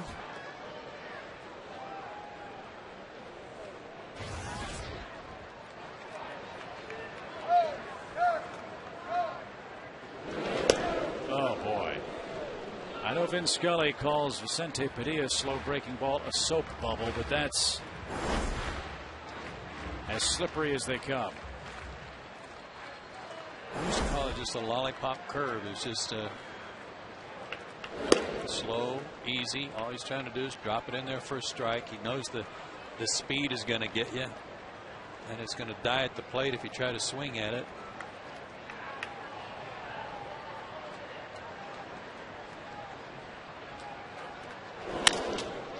Looper over short and just out of reach of Ian Desmond. Brian's gone that way twice in a row now, and that's the second hit of the inning, but there are 2 outs. Yeah, good piece of hitting again by Brian. He went 0 for 3 last night, but he's got it covered tonight. He's even gone a few inches off the plate outside to get it covered tonight, hit it in the same spot, just out of the reach of Ian Desmond. But you got to go back. Chip, last night, all 4 runs came in the second inning. They didn't score for the next 6. In fact, they only got 2 hits the rest of the night. So they have 7 hits over the last 11 innings and no runs. 11 2/3 innings. Let's see if Derek Lee can change that with 2 outs. Foul at third, and he's behind 0-2.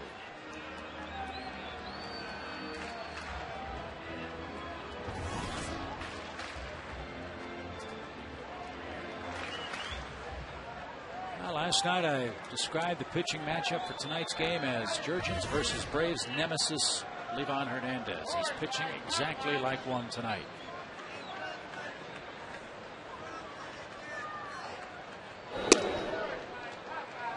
It didn't miss by much. 1 ball, 2 strikes. Yeah, and that's why we have to qualify his career record against Atlanta in regular season at 6-16. He's 3-1 over his last 6. Better results.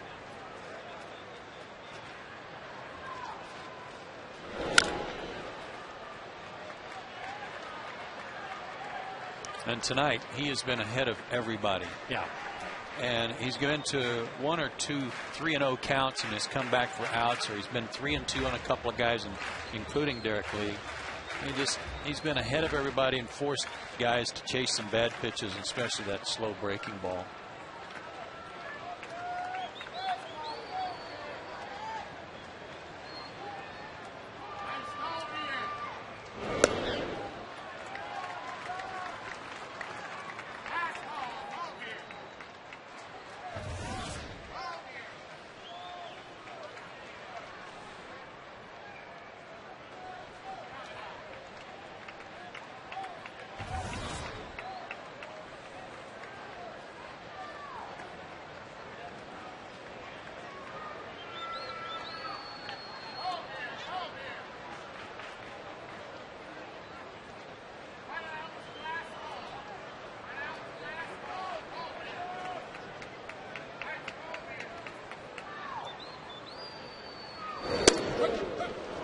That one caught the inside corner, and Derek Lee in and out and up and down to death tonight by Livan Hernandez is struck out for the second time in tonight's game.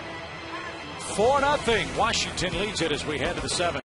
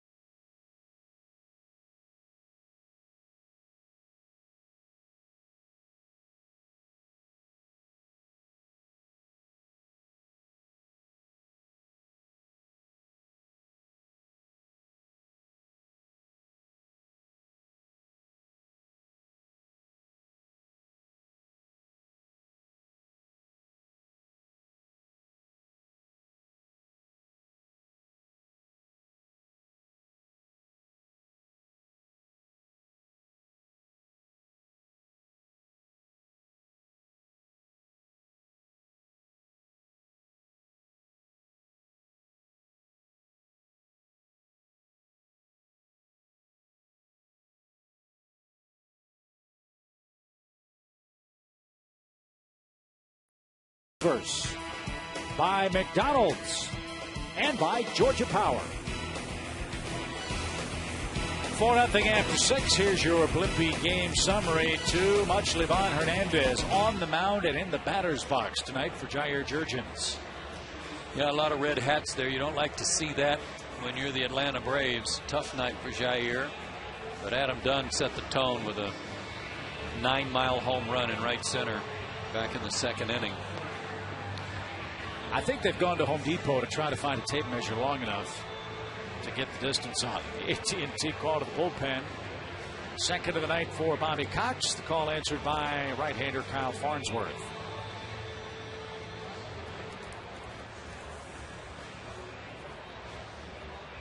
Kyle's pitched really well his last half dozen outings or so. In fact, over his last 5, he's only allowed 1 hit in those 5 innings. No runs or walks. And he has struck out 5.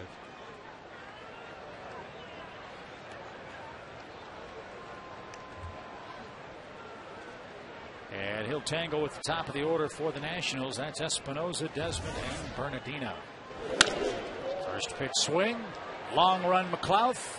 Nate can't get there. And Espinosa, thinking 2 all the way, slides in with a leadoff double.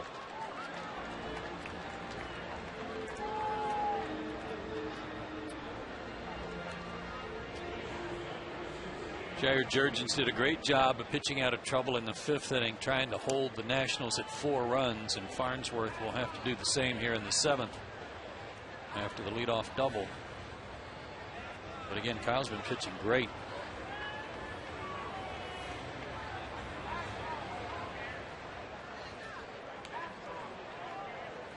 Can't give him any more. Here's Desmond.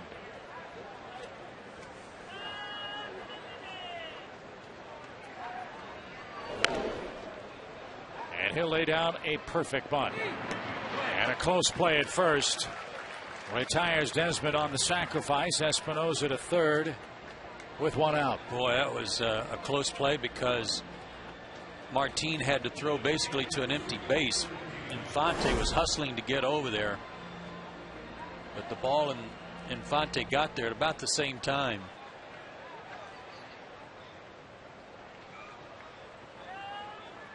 Throw it to the base and just expect him to get there, and he did. Infield has to come in now with a runner at third and 1 out for Bernardino. Well, I'll say this for the Nationals. They're 60-84 on the year. But their manager, Jim Riggleman, expects and wants the game to be played the right way. And he has to be happy that his two rookies, Espinoza and Desmond, clicked very nicely to start this inning. And now a fly ball right center field, playable. And Espinoza will tag and score. The Nationals manufacture the 5th run of the game and lead 5-0. That's textbook stuff right there. Double, bunt, and a sac fly. Couple that with the Phillies taking the lead, and it's not such a good inning. And San Diego has scored first again in Colorado tonight. That's a good thing, isn't it? Yeah, I would think so.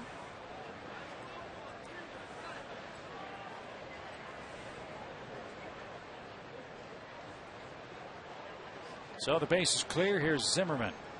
10 hits for the Nationals. And a quick strike.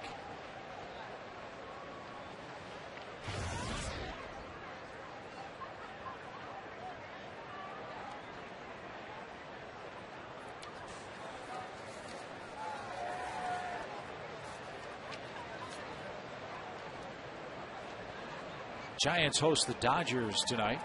That's Clayton Kershaw and Barry Zito. Working in San Fran. Got to keep an eye on the Giants. They start play tonight, only a half game behind the Padres. Yeah, we're Dodger fans tonight on that one. Really, I guess from those Western teams that are chasing the Braves in the wild card, you don't want sweeps.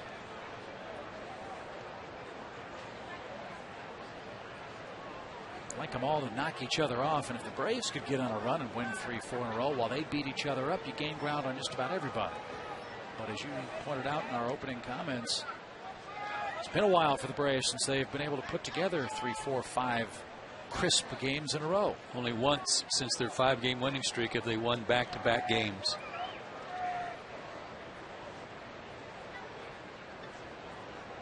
Uh-oh. Kyle was warming up or winding up, and Brian was on the way out to the mound.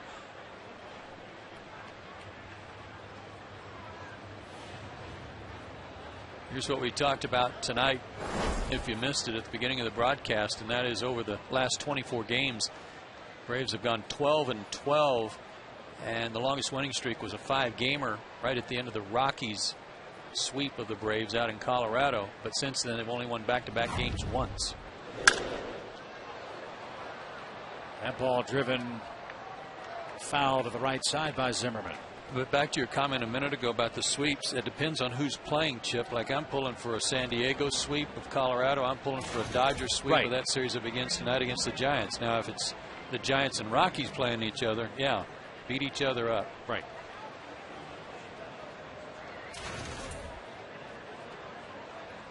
Well, the Braves have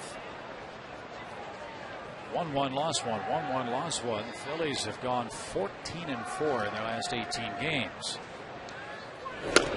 And if these two scores hold, the Braves will find themselves behind by 2 in the division. Well, that coincides with Philadelphia getting their horses back too. Yeah. And it didn't happen immediately as soon as Utley and Howard got back in there, and Rollins, but shortly thereafter. Fly ball center field, but playable for Nate McLeod. Washington adds a 7th inning run. Time to stretch, time to hit. Livan Hernandez winning this ball game. It's gotten late at the 10.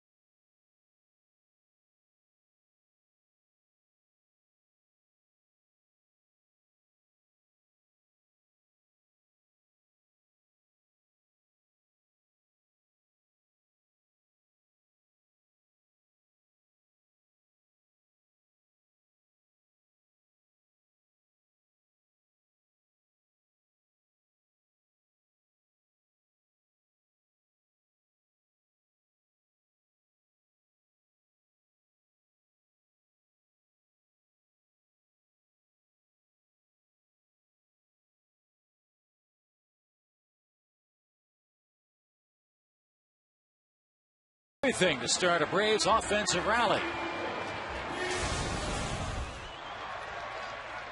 It's pretty good camera work right there. I like watching him run, dude. That's how I used to run when I was at Auburn. Dill pickles. We always score runs when we eat dill pickles. A lot of people not interested in chatting with me. I don't understand. As cool as I am, we always score when I eat peanuts. We always score. He sounds like a future broadcaster. If you're talking about eating and scoring runs, he's fit for this chair in a few years. Pickles and peanuts. I like the combo, too.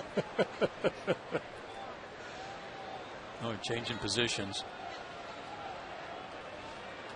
Got to do something to get going now. Nate McLouth will lead it off. Back our way.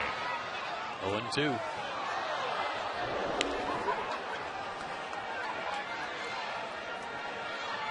Yankees in Tampa Bay are playing again tonight.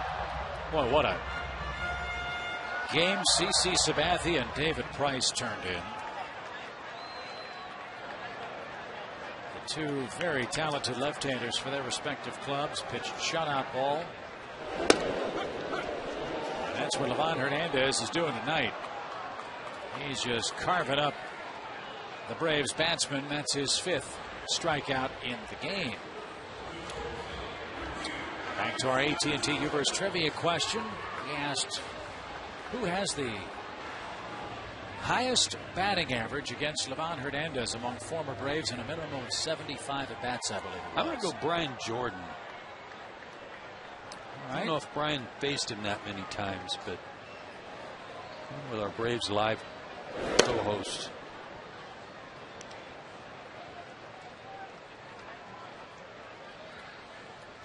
That's a good guess. We had a malfunction.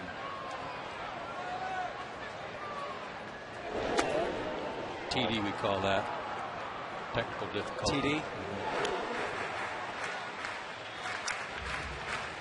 So there's your question. Just a few extra seconds for our very knowledgeable fans to come up with the answer tonight.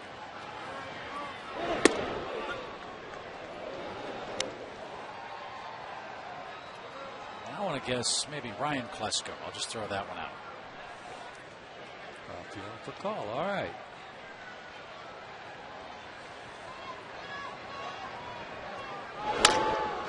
Another chance at short. And you're right about the speed with which Livan Hernandez pitches, not the speed of his pitches. He gets it, gets the sign. And this Washington infield defense has looked very crisp and very sharp tonight. Think about when you used to take batting practice as a kid off your coach, and he's throwing you live batting practice, but it's got a little, kind of like a little hump in the toss to the plate, so it's got a little downward arc. And even when he did throw you a strike, he didn't really hit it very hard, and you get frustrated. I mean, this is kind of what it's like tonight, and guys just aren't used to this softer and softest. But it has been very dominant. 5 hits, and that's all for Atlanta.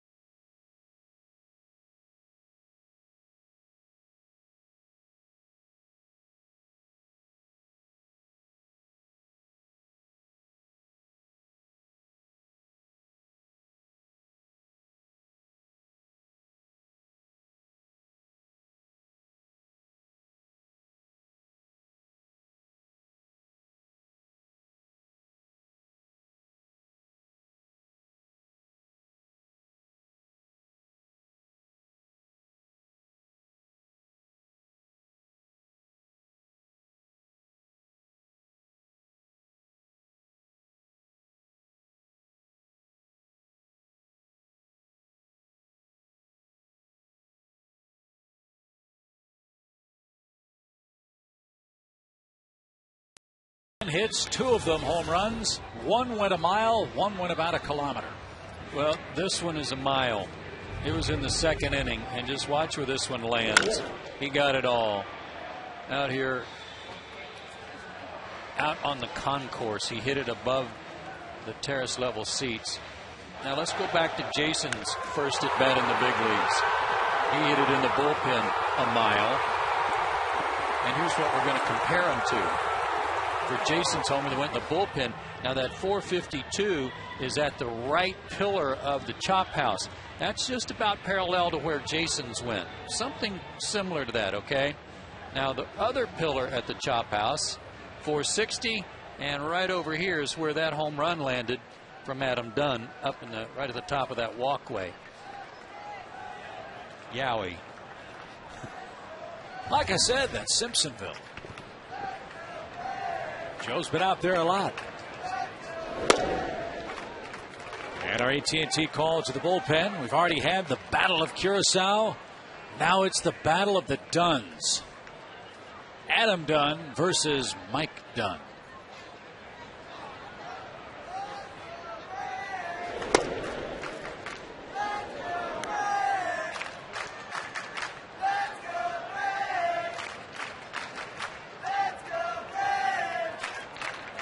Two for 2 with a walk is the slugging Nationals first baseman. Well, you know, with Adam Dunn, you're going to get a lot of strikeouts. None tonight, but he does have 175 on the year. Compare that with the other top 5 home run hitters in the league. For Albert Pujols, you get a home run every 1.8 strikeouts. Okay? Yep. That's unbelievable. Joey Votto, 1 every 3.3. Adam Dunn, every 5.1. Mark Reynolds, more strikeouts, 1 every 6. Carlos Gonzalez tied with Reynolds. He's very good at 1 every 3.8. But are you kidding me? Albert Pujols. High fly ball to right. Jason going back, twists and turns and dropped the ball. He's gotten turned around a couple of times in the outfield for the Braves. And he dropped that one, and Adam Dunn's at second base with nobody out.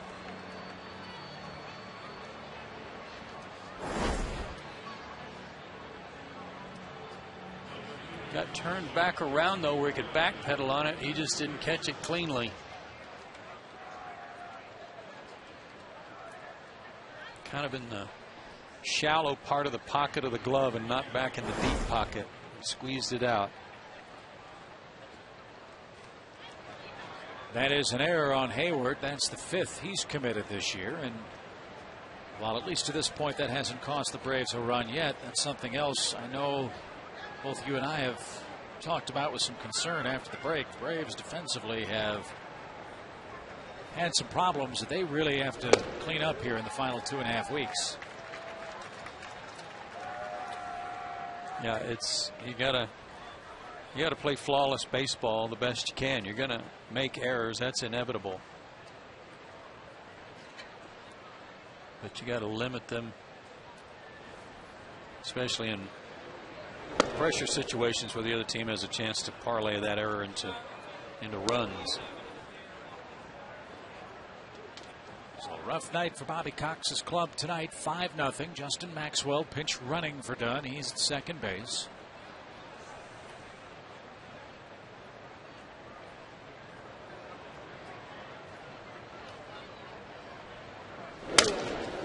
And Morse sawed off. But he moves Maxwell up 90 feet. Productive at bat for the Nationals. And a runner at third with one out. Jim Riggleman's got to be pleased with his club tonight. Very pleased. You mentioned earlier that he still expects everybody, no matter what their record is, to play the game right, and any manager would. You've still got 16 or 17 games left, and if you want to leave an impression on your manager and general manager for next year, you better play the game right. And let's be honest, too. Jim Riggleman's trying to make a positive impression for Stan Kasten and Mike Rizzo and the Lerner family, which owns the ball club. His contract has not been picked up for next year. And it's kind of funny, you know, look at Jim Riggleman's career record. San Diego, the Cubs, Seattle is an interim guy, and now Washington. He's rarely been in a situation where he's had a team that can win, yet he keeps getting jobs. I believe that tells you his reputation among baseball people is very, very good. I think he's a very good field general, and given a little more talent to work with, I think he'd do a fine job for the Nationals if they see fit to extend his contract.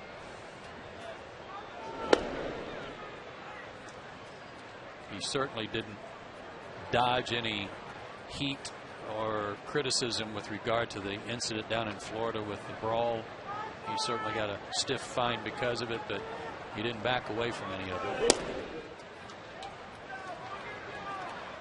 Well, Jim is a protege of a man that was inducted into the Hall of Fame this summer.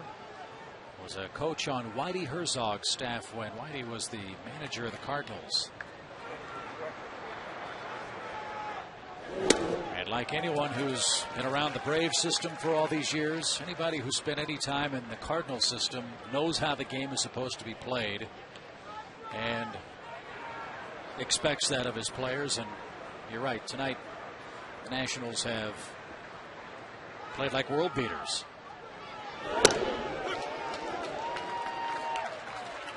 One thing the Braves do such a good job of up and down the organization, as soon as you put on a Braves uniform, get drafted, signed, and report, is you get taught to play the right way. You are in learning mode. You may think you know how to play even if you came out of college, but you've got so much to learn. Good pitch by Dunn to strike out Morgan with a man at third base. And less than 2 outs. And the Braves have good teachers. They've got excellent coaches and managers and instructors all up and down the minor league system. So Bobby Cox doesn't have to worry about a whole lot, and his staff a whole lot about teaching once the guys get to the big league level. It's about experience and adjusting to this level and the stiff competition. And I imagine that's not the case for a guy like Jim Rogalman in the Washington Nationals. Some of the guys on teams like Washington are kind of rushing and pushing some of their younger players to the big leagues because they need them.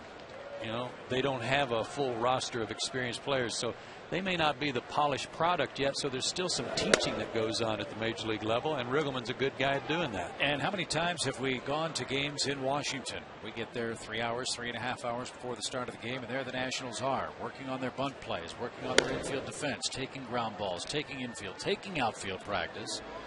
Something you see occasionally in most big league stadiums, but to your point, something that Washington has to do because of all the young players they've got on their roster. They're trying very hard to be patient because it's stocked with some good arms and with some good position players that have emerged in the last couple of years, but it's a fast track because they want to put a competitive club on the field, and they're getting some good draft choices because of their position from the year before.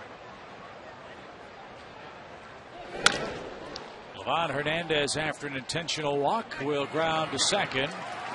And Mike Dunn works the scoreless 8th inning. Braves have 6 outs left. They're down 5-0. Nationals the lead.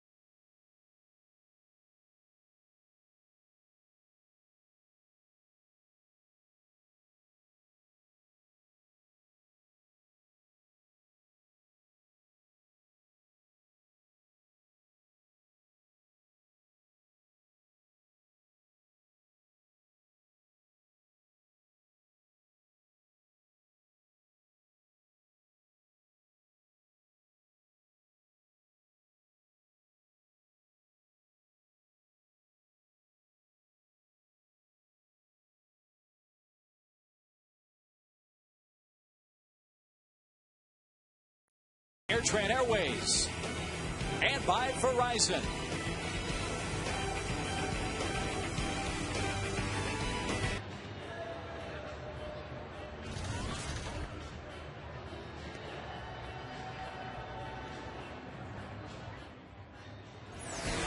The Atlanta Braves on Sports South are brought to you in part by Academy Sports and Outdoors, by KFC, by AirTran Airways, and by Verizon. Well, last night the Braves allowed just one Nationals base runner to reach second base. Tonight, turnabout's fair play. That's the fate for Atlanta's offense so far tonight. As we take a look at some notable home runs around the league, that's brought to you by our friends at AirTran. Ryan Braun with his 21st. How about Chris Johnson, a good-looking third baseman for the Astros? He's hit 9, and the Astros have a 2.5-game lead in the Central for third place over the Brewers. So way to go, Astros. Way to rally after the All-Star break and play better baseball. They're only 6 games under 500 now. Good for them. After losing their first 8 games of the year under Brad Reeves. And after trading Lance Berkman and Roy Oswalt and then catching fire. So here in the 8th, Brooks Conrad will start things off for Atlanta. Livan Hernandez back out there. He's thrown 100 pitches now in tonight's game.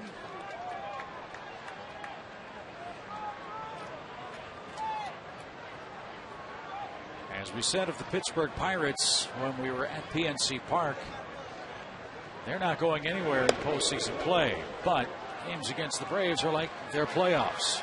That's the way Livan has pitched against us tonight. You can't get in, make it tough for everybody else.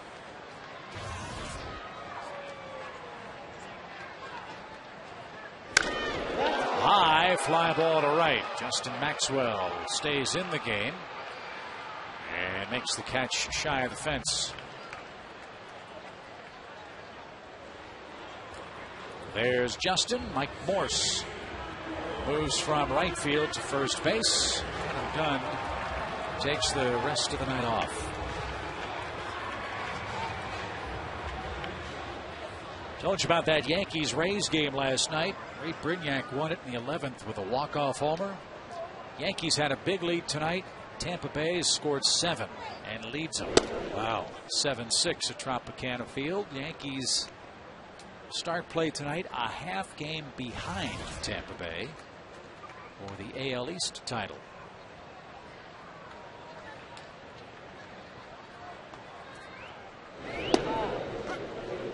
St. Louis doing their Jekyll and Hyde act again, going home to play the Cubs. Got beat last night, getting shut out tonight 5-0. Adam Wainwright pitching, but just can't figure the Cardinals out either. You mentioned those home runs per strikeouts for Albert Pujols. Albert's got a bad elbow, and he aggravated it here in Atlanta. And word out of St. Louis today was he may not play tonight. Cardinals to me, look all that aggravated when he was launching Sunday night. Maybe he hit him so hard that he hurt himself. But it just looks like that Cardinal club's one that's starting to run out of gas a bit here in the final 2.5 weeks.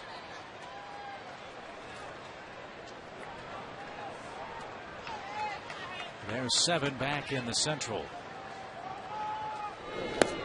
And another off-speed breaking ball mesmerizes Omar Infante. This is surgical tonight, folks. I know that none of us like what's going on tonight in terms of what's happening to the Braves, but you gotta admire and respect a guy going about his business in such a way that he's not overpowering anyone.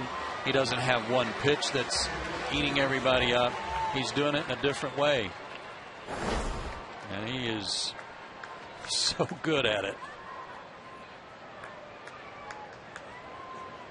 That's pitch number 108. 70 of them strikes.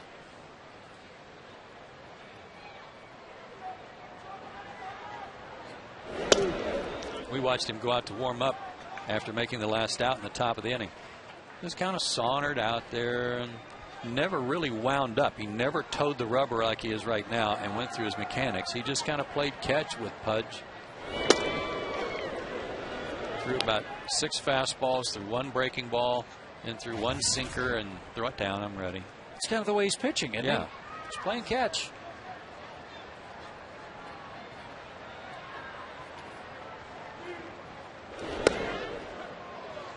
And I'm sure this isn't the case, but he's the kind of guy, as relaxed as he is, he's probably in the dugout. Have a Coca-Cola, have a hot dog, okay. Hot dog? I don't know. Probably, yeah. I'm ready, let's go.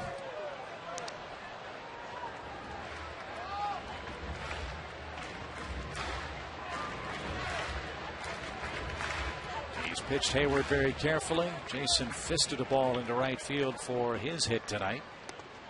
And takes another walk. Well, he's been on base 4 more times tonight.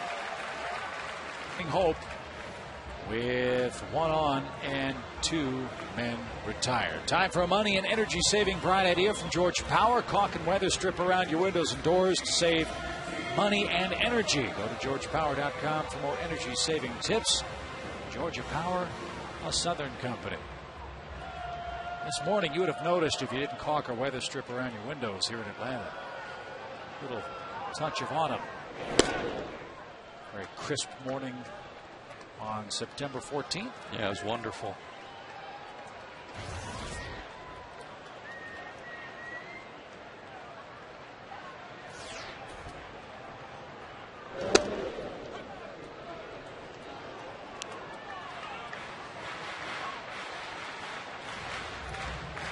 Martino for 3, hit to a double play in the 6th. Braves have gotten their leadoff man on in tonight's game twice.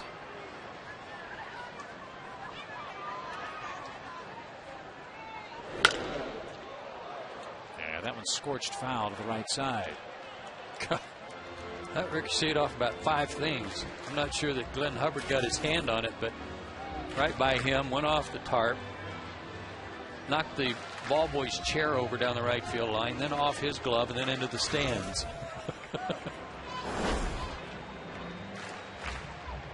This is Ricochet Rabbit right here. Tarp, Boing, wall, fan's hand, chair, boing, off boing, his chest, in the glove. Like a pinball machine down there.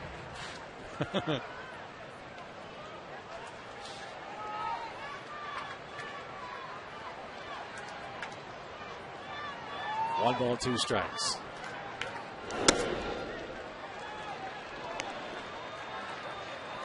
Still 2-1 Phillies down in Florida. That game bottom 6 in Miami.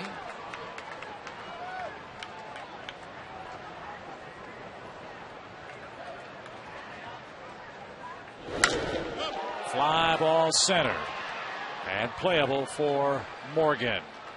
And Livan Hernandez is through 8 innings with a 5-hit shutout and a 5-0 lead on 118 pitches. He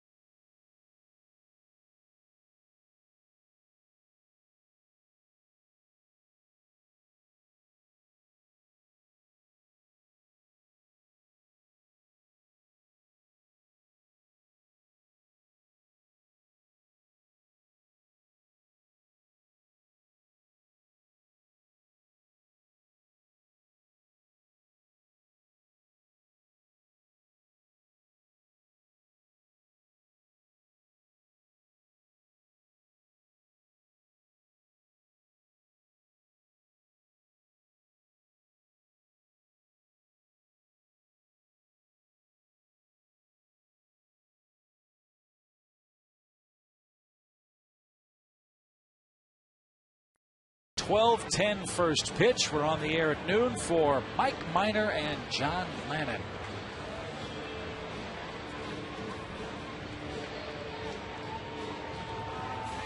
And barring a big comeback in the ninth, that'll be the rubber game of this series. But the Braves aren't done yet. John Lannon spent a little time on the DL this year too, like so many other starters for Washington, but has a 7-7 record, as you saw. Was he the starter that they sent down to the minor leagues? I think Lannon had some mechanical issues to straighten out and has been much better since. Yeah.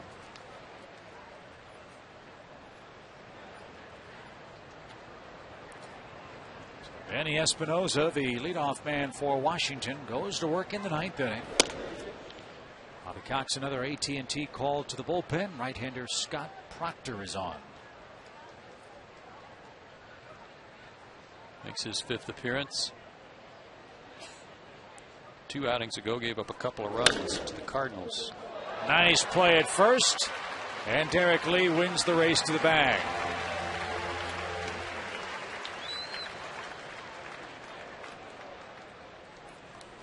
I think we're going to see a lot of Danny Espinosa next year. Yeah. I like what they're doing. I mean, Ramos, Espinosa, Desmond, Zimmerman. 4 of your 5 infield spots in pretty good shape for the future for Washington if they pan out like the Nats think they will.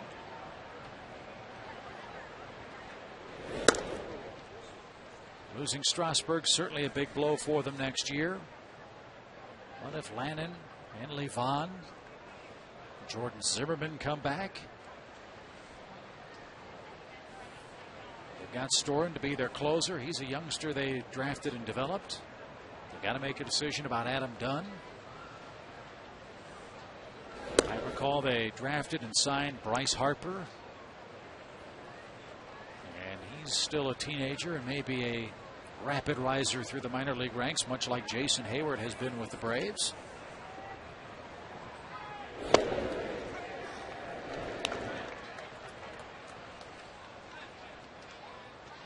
Be strong up the middle. Ramos, Desmond, Espinosa, Niger Morgan.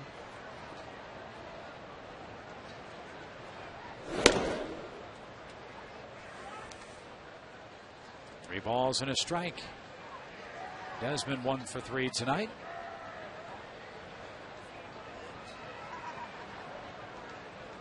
Nationals trying to snap their season high 6-game losing streak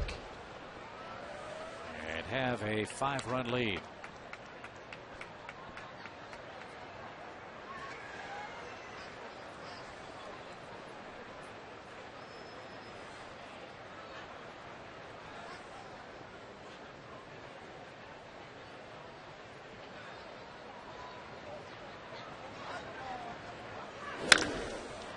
Fly ball well hit. McLouth will turn, and that one's going to fly out of here off the bat of Ian Desmond to straightaway center field. That's his 10th.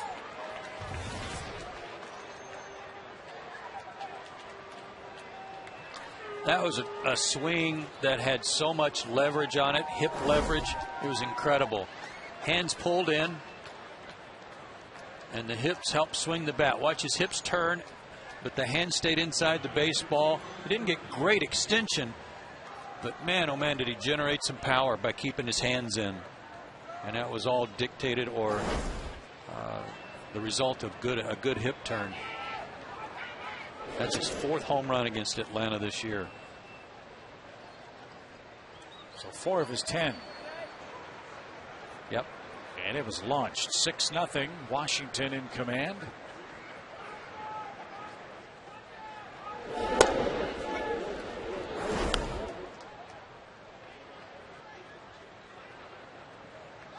A big ball by Dunn in the 2nd inning and a big ball in Cowtown here in the 9th for Desmond.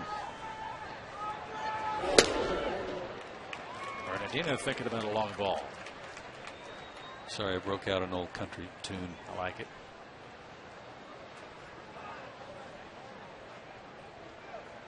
Ian Desmond bears a strong resemblance to Derek Jeter facially, especially with his helmet on. I was thinking that earlier. Playing like him tonight. And who knows, he may be the Nationals captain before too long. And 2 men are out.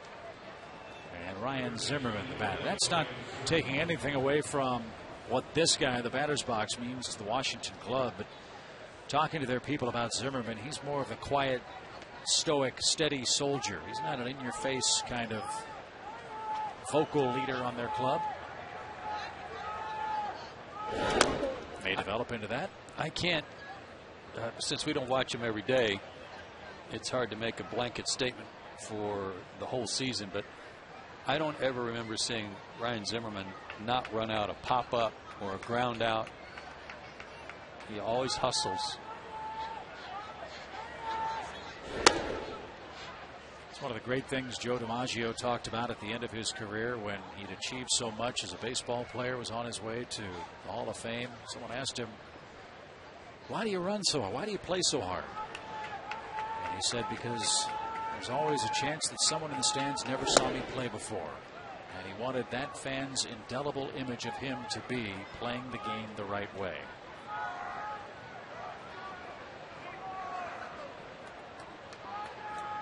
Doesn't cost anything to hustle.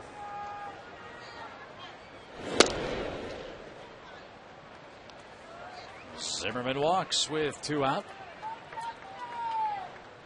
Cole Hamels has pitched great baseball for the Phillies.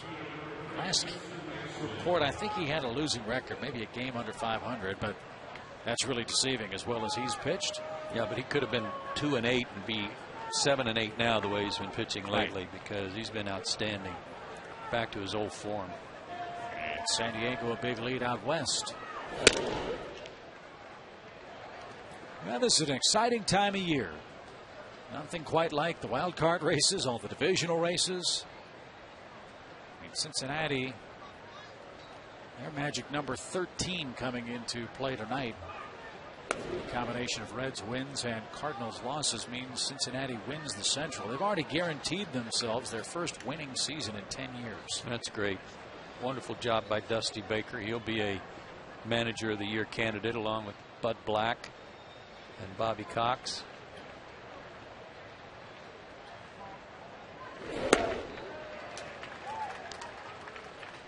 Two balls and a strike.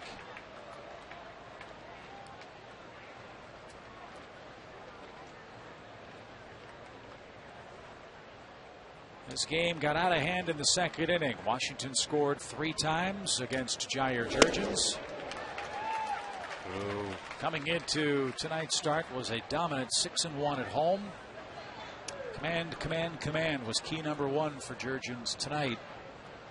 And after breezing through the first, Dunn hit that mammoth home run, and Livan Hernandez with a back-breaking 2-out run-scoring double. And that was enough, at least until this point. Fly ball to left, retires Maxwell. Ian Desmond homers over the boards in center field, and the Braves down 6 with 3 outs with which to play.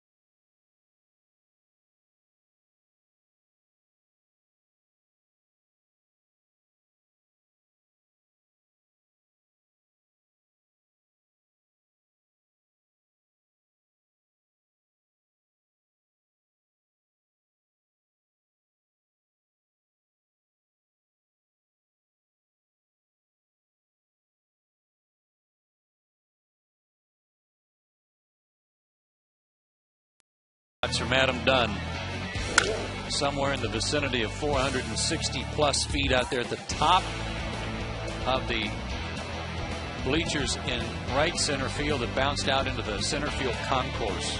Never seen a ball hit there before. And the odd thing about it was the Nats tonight, 6 runs, 3 homers. The previous 6 games during their 6-game losing streak, 10 total runs and 2 homers. So they cranked it up tonight in more ways than one. And Livan Hernandez is done for the night. He went 8 shutout innings and gave up just 5 hits.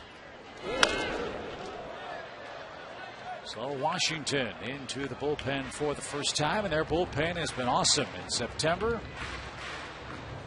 Burnett looks like he's been pitching in some bad luck. ERA of 2.5, yet he's 0-7 on the season. Braves bullpen for the year ranks 2nd. The Washington bullpen ranks 4th.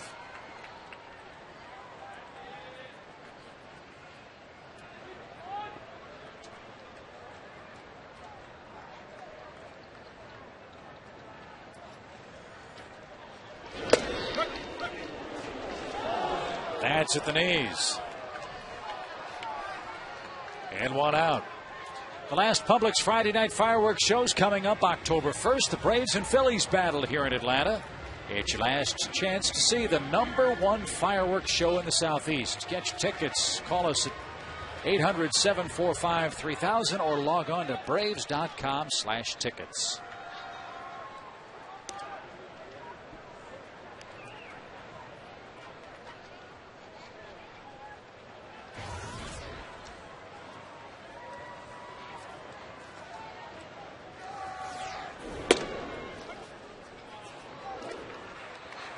Sean Burnett, I think, is throwing somewhere around 300 miles an hour right now. Looks like it, doesn't it? It does from up here.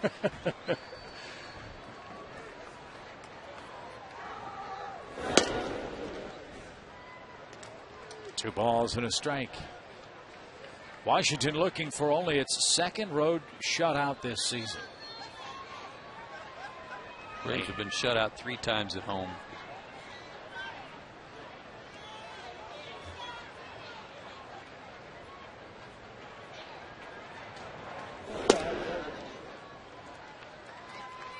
Low, 3 balls and a strike.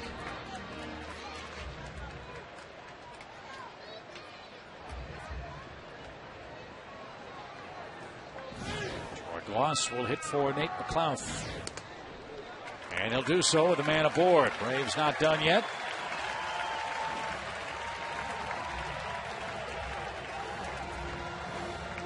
McLouth's 7-game hit streak comes to an end. He was 0 for 3 tonight.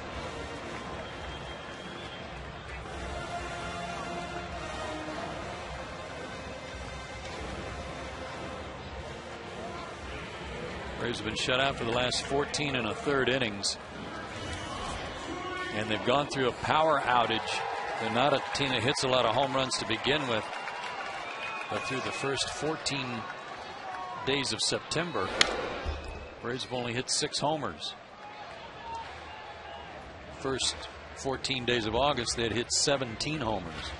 And they weren't exactly tearing the cover off the ball at that time. They were only hitting .218 as a team, but all those homers were helping them go 8 and 5 over that stretch. 0-2 to Gloss. Yeah, the way this club's built right now, it's not a club that's going to go toe to toe and outslug you, generally speaking. And for a team that has to be opportunistic offensively, tip your cap to Livan Hernandez. He didn't give the Braves many opportunities tonight. He walked only 2, allowed only 5 hits, and allowed just 2 leadoff men to reach. Well, think about it this way, too. This long 20-game stretch in 20 days comes to an end tomorrow. And the off day is going to be spent traveling to New York, but the team's leaving earlier than normal. Usually it's late afternoon, early evening departure on an off day. They're going to leave earlier on Thursday because Bobby wants to get the team up there so they can get some rest in New York. prior to the start of that series. I think that's a great idea. Ross down swinging, and the Braves down to their last offensive opportunity with Alex Gonzalez up with 2 out. So yeah, you're right. This very long, busy stretch for the Braves comes to an end tomorrow. Then 3 straight Thursdays off. The Braves will not have more than 6 games in a row the rest of the way, if memory serves. This stretch of games started August 27th after the team had come back from Colorado after being swept. Started a series here at home in Florida, and they haven't had an off day since the last off day was the 26th of August. That is a real grind this time of year, whether you've got expanded rosters or not. When you're in a playoff hunt, man, oh man. No chance, no opportunity to recharge your batteries mentally or physically. But if you think it's a grind right now, friends and neighbors, it's not going to loosen up any for the next 3 weeks. Because unless the Marlins come back, the Braves will be down 2 games. And they're down a game and a half as Barnett strikes out the side in the 9th inning. And Jim Riggleman's Washington Nationals play the role of the spoiler to perfection tonight. Livan Hernandez with 8 shutout innings. Washington hit 3 home runs, 1 of them by the pitcher. And the Nationals even up this series and the season series with a 6-0 victory in Atlanta. Back to talk about Livan Hernandez's remarkable night in a moment.